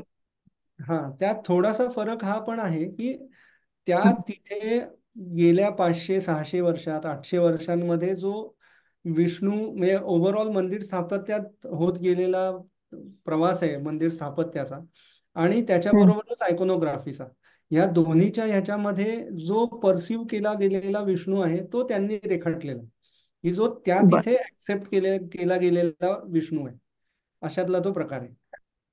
बर, धन्यवाद. प्रज्ञा, हॅलो, नमस्कार. बोला मी काकू. नागपूरहून बोलते. फार छान झालं, म्हणजे पहिलेच कंबोडियाला जायची तर पहिल्यापासून खूप इच्छा, पण काही ना काही कारणाने म्हणजे होत नाहीये. तर मला एखाद प्रश्न म्हणजे असा की थोडासा मला चालण्याचा जर त्रास होत असेल तर तिथे काही अशी सोय असते का आपल्याला? कारण बघायची तर इच्छा खूप आहे, पण ते असं ऐकलंय की खूप चालावं लागतं तिथे आणि खूप म्हणजे तर थोडंसं तरी म्हणजे माणसाला काही तिथे असं व्हीलचेअर ऍक्सेस किंवा काहीतरी असं असतं का? म्हणजे नॉर्मल आहे सगळं, पण जास्ती, कारण खूप मोठं दिसतंय ना ते, इतकं म्हणजे ते बघूनच एकदम भीती वाटल्यासारखं वाटतं की आपल्याला होईल की नाही म्हणून. म्हणून असं काही आहे का तिथे, म्हणजे कशी सोय कशी असते तिथे, काय असतं, म्हणजे ते जरा मनाची तयारी पहिल्यापासून असली ना. प्लीज हे तुम्ही मांजरं इकडनं काढून टाका. हं? हा प्रज्ञा काकू, हा नरेंद्र तू बोल. ओके.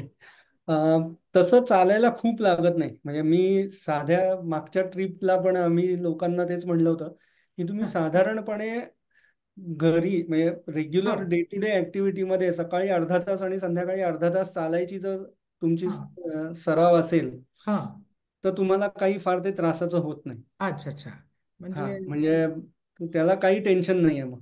अच्छा अच्छा. हा, बरं. म्हणजे नॉर्मली तुम्ही एक दोन हा महिने आधी फक्त सकाळ संध्याकाळ अर्धा तास चालायला सुरुवात केलीत ना, हा. तरी तुम्ही आरामात उड्या मारत सगळीकडे फिराल, हे मी नक्की अच्छा अच्छा, सांगतो. असं म्हणजे हा, तेवढं, कारण ती भीती एक मनामध्ये ना पहिलेच असं वाटतं की बापरे, ते इतकं मोठं बघून ना ते असं वाटतं की बापरे आपल्याच्याने म्हणजे होईल की नाही होईल असं हे वाटतं. नाही बरं. नाही, तर तेवढं ते अवघड नाही आहे अजिबात. अच्छा अच्छा. बरं, दुसरी गोष्ट, तिथे जसं आता म्हणजे मी बालीचं बघितलं होतं की तिथे मंदिरं हिंदू बिंदू सगळे, म्हणजे 80% हिंदू वगैरे, पण तिथली पूजा पद्धती, तिथलं ते म्हणजे आपल्या काय म्हणतात त्याला, इथल्या हिंदुइझमशी काहीतरी वेगळंच भासलं. आता तिथले लोक म्हणजे हिंदू आहेत की ते म्हणजे त्या देवळाला देऊळ मानतात की काय, म्हणजे तिथल्या लोकांचं काय आहे त्या देवळाच्या बाबतीत. आपण तर हिंदू टेम्पल म्हणतो आणि आपलं तेवढं त्याच्यावर हे आहे, पण तिथल्या लोकांचं काय, म्हणजे त्याच्याबद्दल काय आस्था काय त्यांची. आत्ताच्या घडीला ते मंदिर जे आहे ते बौद्ध मंदिरच आहे. अच्छा. हा. म्हणजे ते 15व्या शतकानंतरच ते बौद्ध मंदिर झालेलं आहे. त्यामुळे ते अच्छा म्हणजे आजचं बौद्ध आहे अशातला भाग नाहीये. पण ते आजही सांगताना हेच सांगतात की पूर्वीचं हिंदू मंदिर असलेलं आता बौद्ध मंदिर आहे असं. अच्छा, म्हणजे तेवढं मान्य करतात, हो असं हो नाही हो. की म्हणजे आपण त्याला म्हणतोय आणि तिकडचे लोक म्हणतात नाही नाही नाही नाही, नाही नाही असं. डॉक्युमेंटेड फॅक्ट आहे ही, त्यात काही हे नाही. आणि तेही तितक्याच ह्यांनी सांगतात. अच्छा. बरं, हो. आणि दुसरी गोष्ट म्हणजे समजा आता नोव्हेंबरमध्ये जमलं नाही जमलं, आता ते मला सांगता नाही येत, पण साधारणपणे आपण म्हणजे कोणत्या म्हणजे पिरियडमध्ये नाही जायला पाहिजे, म्हणजे कारण का की उन्हाचा पण प्रॉब्लेम असेल ना, ट्रॉपिकल एरिया आहे तर म्हणजे साधारण तिथे जाण्याचा पिरियड चांगला कोणचा असू शकतो, किंवा. साधारण मिड फेब्रुवारी पासून ते ऑक्टोबर पर्यंत नाही जायचं.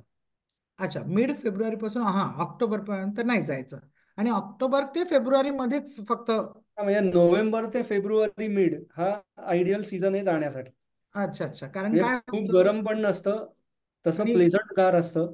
हा पाऊस नसतो, हा. कारण ट्रॉपिकल असल्यामुळे. नाही तर पाऊस आला की काहीच करता येत नाही, असं होऊन बरोबर जातं. बरोबर.